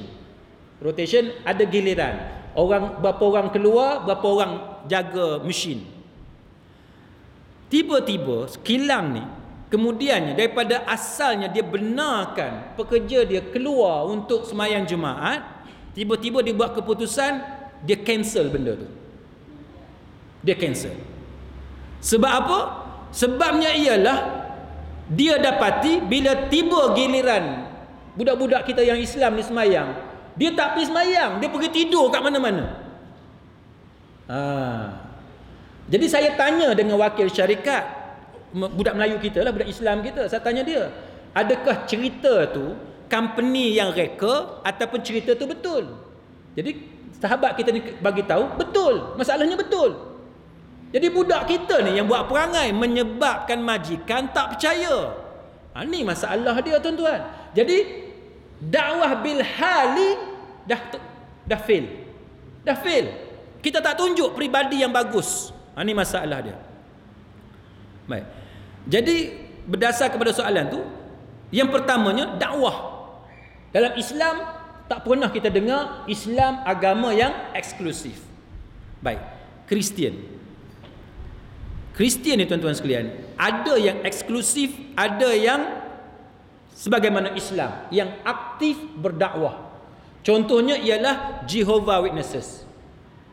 Dan antara sebab Jehovah Witnesses lain daripada masalah Trinity, antara sebab Jehovah Witnesses tidak disukai termasuk oleh golongan Church of England, mazhab Church of England, ialah kerana Jehovah Witnesses mempunyai mirip macam orang tabligh dalam negara kita. Dia tak suka lagu tu. Dia pergi daripada rumah ke rumah, dia bawa bahan bacaan dia, dia bincang. Ni dia, Kristian dia macam ni. Ini Jesus bagi tahu dekat kita. Jesus nak selamatkan kita. Jadi majoriti penganut Church of England di UK tuan-tuan sekalian tidak suka cara yang dibuat oleh Jehovah Witnesses. Satu lagi tuan-tuan, evangelical. Evangelical ni di Malaysia tak begitu banyak, tapi yang banyaknya ialah di Amerika. Sebab tu kalau tuan-tuan tengok dakwah Kristian ataupun dakwah Kristian propagation ni tuan-tuan sekalian oleh orang Kristian yang betul-betul aktifnya ialah daripada Amerika. Kristian daripada Amerika, kerana ramai di kalangan Kristian di Amerika bermazhab evangelical. Evangelical ni tuan-tuan boleh tengok, dia masuk dalam palang merah, dia masuk dalam pertubuhan sukarela, dia pergi. Dan puak-puak ni tuan-tuan, dia yang sampai dulu, kita sampai kemudian. Dia punya hebat tu. Dia punya hebat.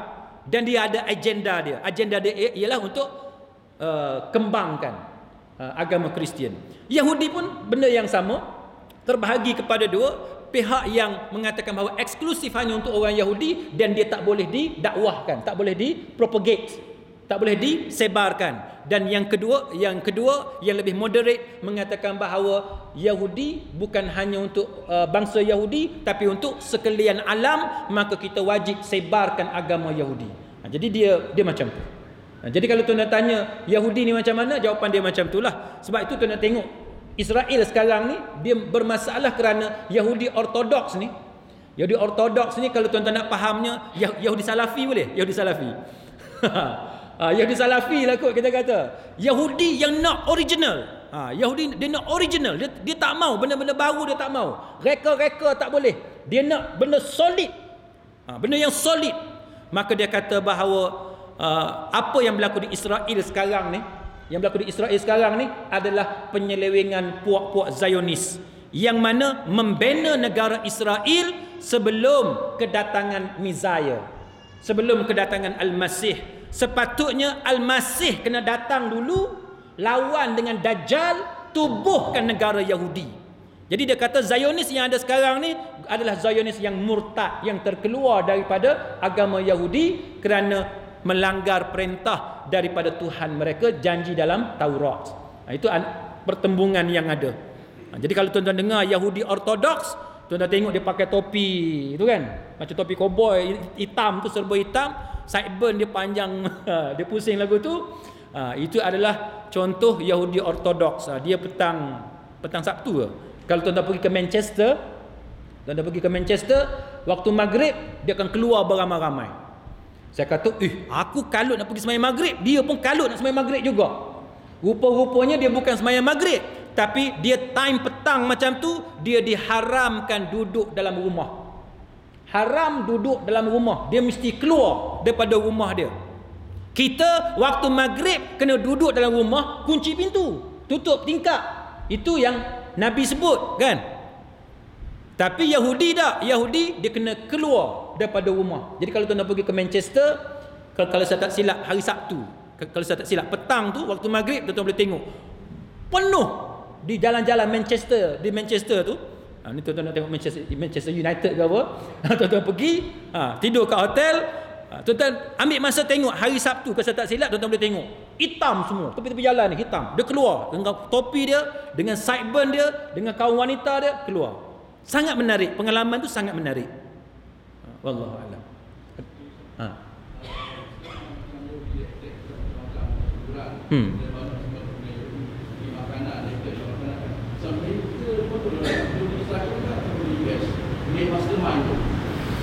Okey, wallahu a'lam. Soalannya ialah Yahudi ni dia buat macam-macam untuk rosakkan orang-orang Islam. Jadi perancangan tu datang daripada mana? Daripada Israel ke datang daripada Amerika? Wallahu a'lam. Tetapi yang saya boleh jawabnya ialah mereka berada di banyak tempat. Mereka ada di banyak tempat. Contoh macam yang saya pernah cerita dulu kepada tuan-tuan tentang bagaimana mereka memburu Adolf Eichmann. Adolf Eichmann ni tuan-tuan ialah seorang tokoh Nazi dalam peristiwa Holocaust, kan? Holocaust yang memakan korban, pakar buat anggaran saja, buat anggaran antara 2 juta hingga 8 juta kematian hasil daripada ethnic cleansing yang dilakukan oleh Nazi Jerman. Kalau tuan-tuan masih ingat kan, dalam Perang Dunia Kedua, antara tokoh yang melaksanakan final solution, dia panggil final solution pada zaman pemerintahan Nazi Jerman, seorang tokoh nama dia Adolf Eichmann. Adolf Eichmann ni tuan-tuan sekalian, kerja dia ialah dia pilih berapa ramai Yahudi untuk dia bunuh. Dia sediakan kereta api dengan landasan pergi satu tempat untuk dia bunuh, dengan bilik gas yang tuan-tuan tahu kan, gas chamber dan sebagainya. Dia sedia ada tempat dan dia buat satu rancangan yang sangat licik. Dia hantar berapa ratus orang naik kereta api pergi ke final solution. Nanti dia akan suruh orang Yahudi kat sana tu, yang pergi kat sana, tulis pengalaman duduk di tempat final solution ni. Ditulislah seronok duduk kat sini apa semua ada makanan, ada tempat selesa apa semua. Postcard tu dia akan hantar ke Jerman, yang mana Yahudi yang masih belum pergi lagi ni. Yang dah tulis postcard tu, yang dah sign apa, dah hantar, dah post tu, dia bunuh habis. Jadi kawan-kawan dia Yahudi yang duduk dekat Jerman ni, yang dikumpul daripada benua Eropah yang dikuasai oleh Nazi Jerman ni, satu-satu pergi, satu batch berperingkat-peringkat pergi. Oh, dia kata, oh ni tempat ni bagus. Jerman dah buat bagi, Nazi dah buat bagi elok untuk kita duduk, penempatan baru untuk orang-orang Yahudi. Maka orang Yahudi yang percaya semua pakat pergi. Jadi Adolf Eichmann ni tuan-tuan sekalian, bila berakhirnya Perang Dunia yang Kedua, semua pemimpin Nazi pakat lari habis. Sebab apa? Sebabnya mana-mana yang dapat ditangkap, dibicarakan, semua dibunuh, dihukum bunuh. Sebab jenayah perang. Sebab jenayah perang. Maka Adolf Eichmann termasuk tokoh Nazi Jerman yang kemudiannya melarikan diri ke Argentina. Jerman, tuan-tuan tahu Jerman kan? Benua Eropah, dia pergi lari ke Amerika Selatan, Argentina.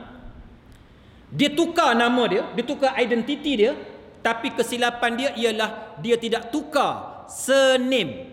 Dia tak tukar surname isteri dia dengan surname anak dia. Itu yang menyebabkan CIA dan Mossad berjaya mengesan di mana Adolf Eichmann berada.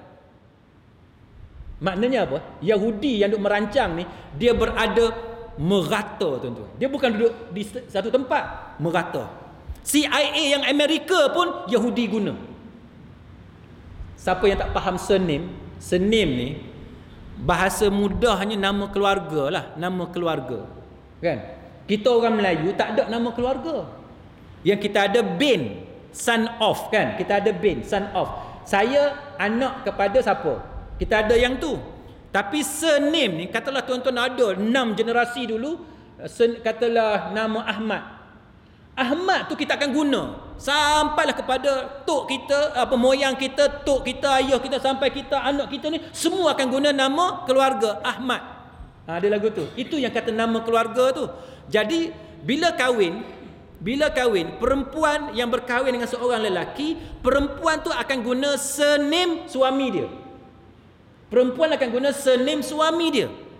Sebab tu saya, tuan-tuan sekalian, bila saya duduk di England, masalah utamanya ialah surname. Nama saya Ahmad Jailani bin Abdul Ghani. Isteri saya nama Rasidah binti Omar.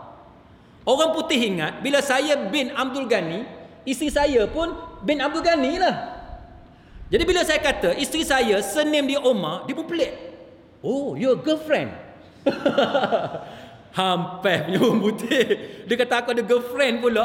No, it is not my girlfriend. She is my wife. She is my wife. Kita puas cerita kat dia. Dia tak faham. Lepas tu baru dia faham. Oh, budaya kamu ni tak ada surname. Dia tak faham. Bagi dia, semua orang tu ada surname. Jadi Yahudi ni, tuan-tuan, menggunakan kemudahan CIA untuk mengesan di mana orang yang mempunyai nama Hackman. Habis dia cari. Dalam dunia ni dia cari. Nak cerita Yahudi ni. Hebat tak hebat? Tuan-tuan tengok dalam internet, peta kan, Eropah, Jerman tu kat mana, Amerika Selatan tu kat mana, tuan-tuan boleh tengok, dia punya jauh tu. Akhirnya mereka jumpa orang yang nama Hackman ni ada di Argentina. Maka dia cari, dia hantar orang-orang dia, Mossad ni, dia guna CIA, Mossad guna CIA, Mossad dapat maklumat ni, Mossad hantar, tuan-tuan sekalian. Perang habis tahun berapa? 45 lebih kurang lah. Lebih kurang lah. 47 ke? 45. Lebih kurang 45, 1945. Dia dapat tahu Hackman, orang yang nama Hackman ni, penghujung tahun 50-an. Mana lebih kurang 10 tahun lepas tu, dia dapat information bahawa ada orang nama Hackman di Argentina. Dia hantar orang dia. Bila dia hantar orang dia pergi cari kawasan-kawasan orang yang nama Hackman ni, dia dapat tahu bahawa ada seorang anak remaja lelaki, budak lelaki yang muda, nama surname dia Hackman. Jadi Mossad ni, tuan-tuan, dia upah satu perempuan Yahudi untuk jadi girlfriend, untuk tackle budak lelaki nama Hackman ni. Tuan-tuan kena ingat, siapa yang ada Facebook, ada budak perempuan nak berkenalan, kena jaga-jaga. Entah-entah Yahudi cari tuan-tuan, kita tak tahu. Dia nak bunuh kita pun kita tak tahu. Dia menyamar, dia cari mana-mana ni, ada darah Yahudi, dia suruh jadi girlfriend. Akhirnya bila mereka duduk chatting apa semua ni, tuan-tuan sekalian, akhirnya anak Hackman ni bawa girlfriend dia ke rumah. Bila dia bawa ke rumah, Adolf Hackman, dia menyamar. Dia tak mengaku dia ni ayah kepada anak dia. Dia kata bahawa saya ni pakcik. Kebetulan budak lelaki tu tak ada kat rumah, dia belum balik. Maka budak perempuan ni pun bercakap, tiba-tiba boyfriend dia tu datang. Bila boyfriend dia masuk dalam rumah, boyfriend dia panggil ayah dia dengan panggilan ayah. Dia panggil ayah. Dia tak tahu yang ayah dia memperkenalkan diri sebagai pakcik kepada budak perempuan tu. Budak perempuan ni lepas jumpa dengan keluarga Hackman, balik hantar report kepada Mossad. Bagi tahu apa yang berlaku. Pakcik tu kata dia ni bapa saudara. Boyfriend dia datang kata pak saudara tu bukan pak saudara tapi ayah dia. Maka daripada situ Mossad hantar wakil dia pula untuk tengok pergerakan Adolf Hackman. Dia tengok Adolf Hackman kerja di kilang Mercedes-Benz. Dia jadi mekanik. Dia tengok dia balik pukul berapa, pukul 6 petang, dia naik bas nombor berapa, dia turun dekat padang permainan, dia berjalan daripada tempat bus stop tu, melintasi padang permainan, balik ke rumah dia. Mossad tengok, tiap-tiap hari dia tengok. Maka dia tahu waktu yang tetap pukul berapa, 6 petang, dia turun dekat mana, padang permainan, rumah kat mana, dia dah tahu dah. Beberapa hari dia tengok. Maka akhirnya dia orang buat plan, buat letak satu kereta yang konon-kononnya rosak. Ada beberapa orang ejen perisikan Mossad duk tunggu. Maka tunggulah si Adolf Hackman ni datang. Pukul 6 tak ada. 6.30, lewat setengah jam, barulah dia turun daripada bas nombor yang sama, dia melintasi padang permainan, dia lalu ke tepi kereta tu.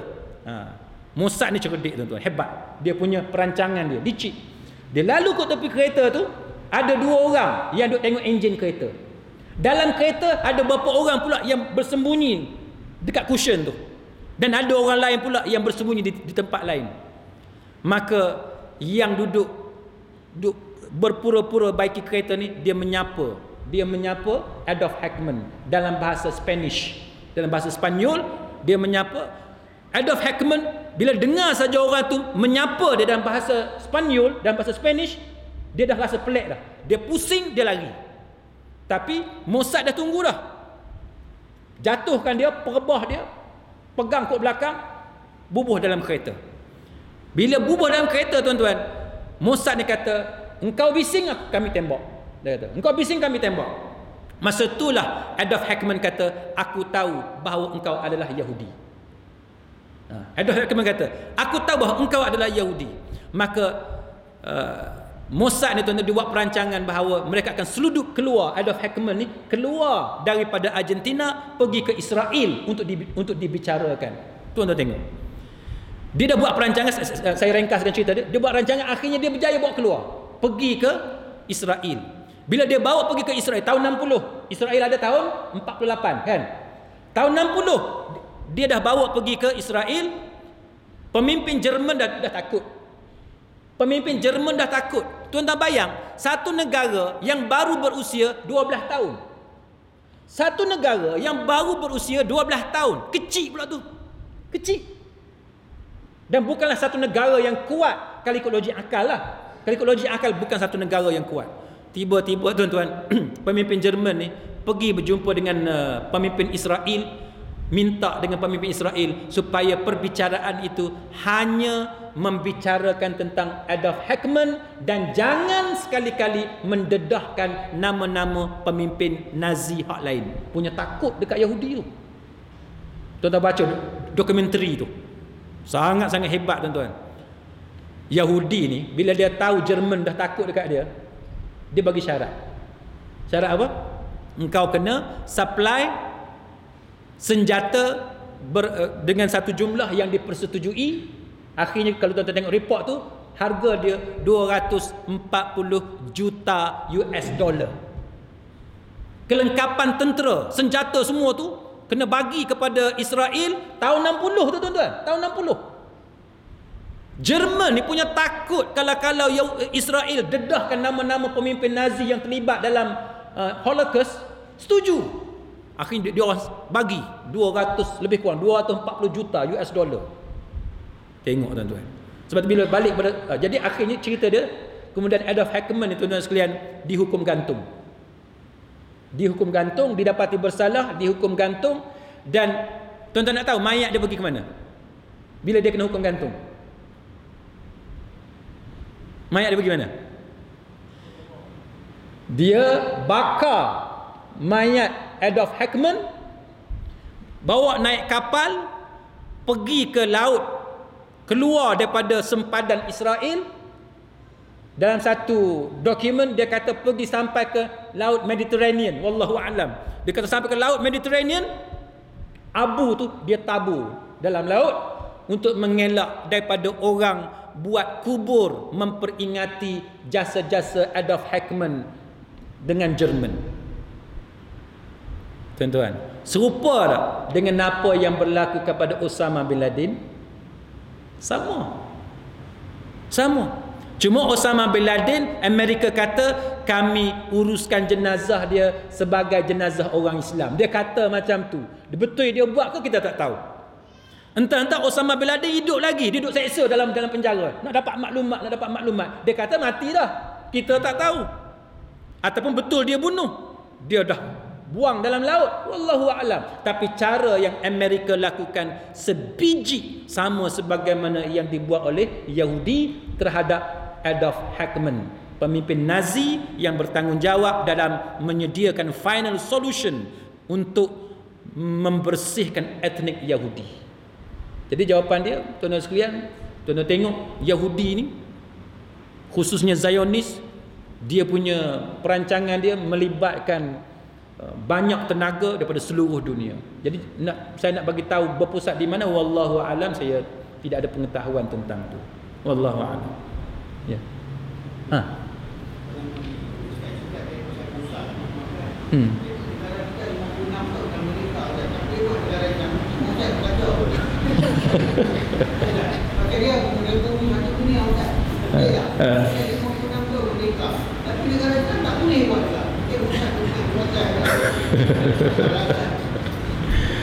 Wallahu alam. Tuan-tuan sekalian, kalau tuan-tuan biasa ikut kuliah saya selalu sebut kenapa kita dah merdeka 50 tahun lebih dah. Tahun 57 kita merdeka.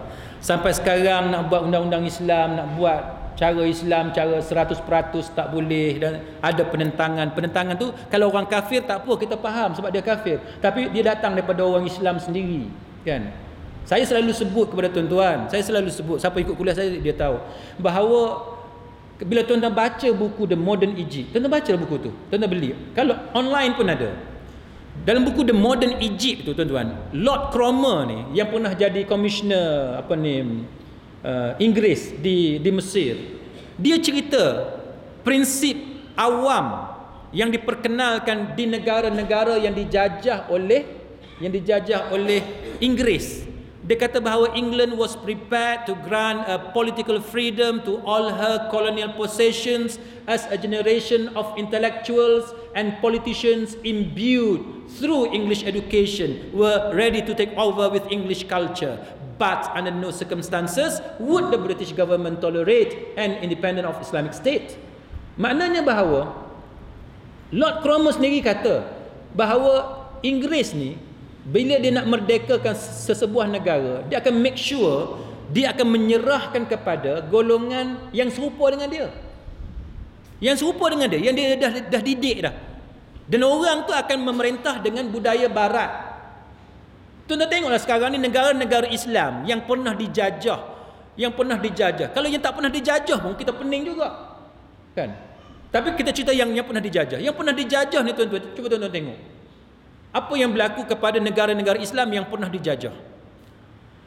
Halangan tu, kalau kita ambil Turki contohnya, tuan-tuan boleh bayang tak, Turki satu negara yang dulunya pusat pemerintahan di Ottoman Empire, kan? Pusat pemerintahan Ottoman Empire. Tapi macam mana Turki itu kemudiannya menjadi tali barut kepada Amerika? Tuan-tuan boleh bayang tak macam mana dia kalahkan empire Islam Uthmaniyah Turki itu. Akhirnya Turki ni sampai begitu lemah, tidak ada dah pride, kemegahan dengan Islam yang satu masa dulu menjadikan Turki antara empire Islam yang sangat besar. Dunia tu separuh tu di bawah pengaruh Turki pada satu ketika. Tapi apa jadi kemudian? Kan? Kemal Atatürk. Tuan-tuan boleh tengok Kemal Atatürk ni tuan-tuan sekalian, peninggalan dia, cuba tuan-tuan tengok. Sampai tahap akhirnya orang Turki rasa kalau pakai tudung ni kira sangat-sangat jahat. Pakai tudung ni kira sangat-sangat jahat. Sekarang ni lepas Turki diperintah oleh Erdogan, oleh Refah Partisi gagal di bawah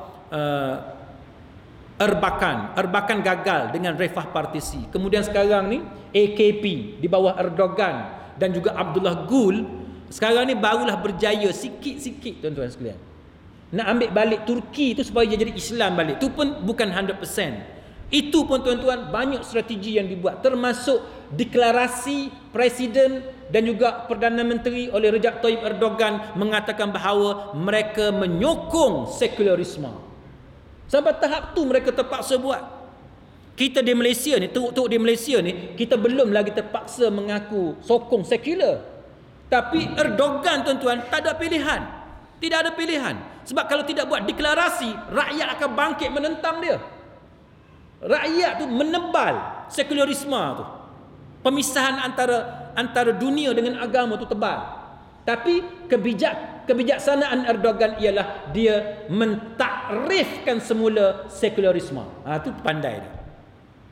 Dia kata sekularisme ni maknanya ahli politik tidak boleh campur tangan soal agama. Maknanya kalau keputusan berkenaan dengan agama, ahli politik tak boleh buat. Bijak dia tuan-tuan. Itu sekularisme yang dipegang oleh AKP, parti AKP. Jadi bila kita tanya soalan macam ni, jawapan dia kerana memang agenda penjajah antaranya ialah untuk memporak-perandakan, melemahkan negara Islam. Cuba tuan-tuan bayang dulu. Negara Islam ada berapa? Sebelum ada the nation state, sebelum ada negara berasaskan kepada bangsa, ada berapa negara Islam? Satu je kan? Khalifah Islam satu kan dulu kita cakap dulu. Kalau zaman Bani Abbasiyah satu, zaman Umayyah satu, kemudian berpecah tu kemudian lah. Tapi prinsip dia semua satu. Tapi apa yang berlaku lepas tu? Datang penjajah, dia pecah kan, divide and rule. Dia merdekakan hak tu, dia merdekakan hak ni, menyebabkan masing-masing ada pride yang sendiri, ada ego dia yang sendiri, tak boleh bersatu dah. Dan hari ni kita tengok banyak negara Islam, tapi mereka kuat atau lemah? Mereka lemah. Sebab masing-masing tak boleh bersatu. Setiap kali ada masalah berlaku di Arab Saudi, Amerika yang kena tolong. Orang Islam tak mampu nak tolong. Ada di tempat lain ada masalah, di Myanmar umpama, di Burma, orang Islam tak boleh tolong. Di Syria tak boleh tolong. Di Mesir tak boleh tolong. Sebab perpecahan yang berlaku di kalangan negara Islam, dan mereka tak mahu bersatu di bawah satu bumbung. Itu antara agenda yang saya sering kali sebut berkenaan dengan Lord Cromwell, tuan-tuan. Wallahu a'lam. Ya.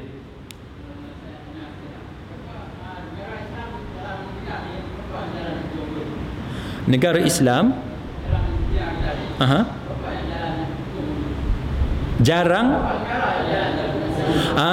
berapa negara yang menjalankan hukuman hudud. Okey, ini soalan terakhir boleh 9 suku dah. 9 suku ni soalan terakhir kalau ada soalan kita sambung bulan depan. Baik, berapa negara Islam yang menjalankan hukuman hudud? Baik, kita kira hak mudah dululah. Kita kira yang mudah. Yang tuan-tuan muncul dalam kepala mula-mula sekali, negara apa? Saudi lah. Nombor 2? Apa dia? Brunei yang baru. Brunei tu baru kan? Tak. Yang lama dah. Saudi, Pakistan, Iran, lagi? Aceh, lagi? Itulah antara nama-nama yang ada dalam kepala kita. Baik, muslimin muslimat sekalian, masalah yang berlakunya apa? Masalah yang berlakunya ialah media barat ni tuan-tuan, dia sedaya upaya nak tunjuk contoh yang sangat tak baik. Satu. Yang kedua, kita mesti juga mengakui bahawa kerana benda ni benda baru. Benda baru bukan bermakna benda tu dah ada dalam kitab, ada dalam hadis dan sebagainya, tetapi kita baru nak laksanakan sebagaimana yang berlaku di Aceh. Sekarang ni Brunei, dan akan datang mungkin negara-negara lain. Disebabkan kita baru nak mula tuan-tuan, sudah tentulah dia akan berlaku banyak kepincangan. Ditambahi pula dengan peranan media. Contoh apa dia? Yang tuan-tuan ingat yang dalam negara kita, satu masa dulu apa dia? Yang minuman keras yang patut kena rotan. Dia sendiri nak kena rotan, betul tak? Dia sendiri nak kena rotan. Tiba-tiba macam mana Sultan faham? Ampunkan dia. Sampai dia tak kena rotan, betul tak? Pening tak? Jadi pening, jadi heboh satu negara pasal Kartika ni. Pening. Patutnya dah dia nak kena rotan apa masalahnya? Benda kecil je. Apa isu dia? Tak ada isu pun. Tapi seolah-olah Islam ni satu agama yang kejam. Tuan-tuan tengok di Aceh, dia tunjuk gambar yang pelik-pelik yang kita pun sampai kita confuse. Ni gambar ni betul ke ataupun salah? Dia tunjuk gambar, dia buat Photoshop, kan? Tunjuk gambar perempuan kena rejam dan sebagainya. Ini satu contoh tuan-tuan sekalian, media barat ni sangat jahat. Pengalaman saya 4 tahun tuan-tuan di UK, kalau orang Islam buat jahat, dia akan tulis Muslim apa dia? Kill her son. Muslim woman kill her son. Kalau orang Islam yang buat jenayah, dia akan sebut nama agama. Dia sebut nama agama, lepas tu front page. Tapi kalau orang putih yang bunuh ke, yang buat terorisme, yang terlibat dengan teroris dan sebagainya, yang bakar bangunan, yang bunuh polis dan sebagainya, dia tak sebut nama agama pula. Dia tak sebut a Christian woman kill a police officer. Dia tak sebut macam tu. Disebut adalah satu orang nama kill a police officer. Itu yang dia buat. Sebab tu bantahan yang kita buat di UK, tuan-tuan sekalian, ialah diskriminasi agama. Kenapa kalau orang Islam buat jenayah, hang sebut agama dia front page, tapi kalau orang Kristian ataupun orang agama lain buat satu kesalahan, hang tak sebut nama agama dia. Itu peranan media nak bentuk cara kita berfikir supaya tak suka kepada Islam. Hudud ni tuan-tuan bukan benda baru, benda lama. Nabi dah buat lama dah. Dan dia satu hukuman yang sangat adil dan very efektif. Tapi kerana peranan media mempengaruhi cara kita berfikir, menyebabkan kita orang Islam ni semua jadi serba salah. Bila bercakap bab hudud, semua jadi serba salah. Menyebabkan negara yang melaksanakan hukuman hudud semuanya dipandang sebagai serong. Itu pun bukan buat 100% pun. Buat hanya sebahagian. Jadi sekarang ni tugas kita, termasuk saya sebagai orang yang mempunyai kemahiran dalam undang-undang Islam, ialah cuba bagi kefahaman kepada masyarakat, hudud ni sebenarnya tak ada masalah. Cuma media pihak tertentu sahaja yang create masalah, seolah-olah banyak masalah. Jadi saya minta maaf, saya berhenti setakat tu boleh? Boleh boleh. Terima kasih. Jadi saya minta maaf tuan-tuan, 9.20. 9.20 saya minta maaf. Jadi muslimin muslimat sekalian, moga-moga kita mendapat manfaat daripada kuliah kita pada malam ni. Subhanakallahumma wa bihamdik, asyhadu an la ilaha illa anta, astaghfiruka wa atubu ilaik. Wabillahi taufiq wal hidayah. Wassalamu alaikum warahmatullahi wabarakatuh.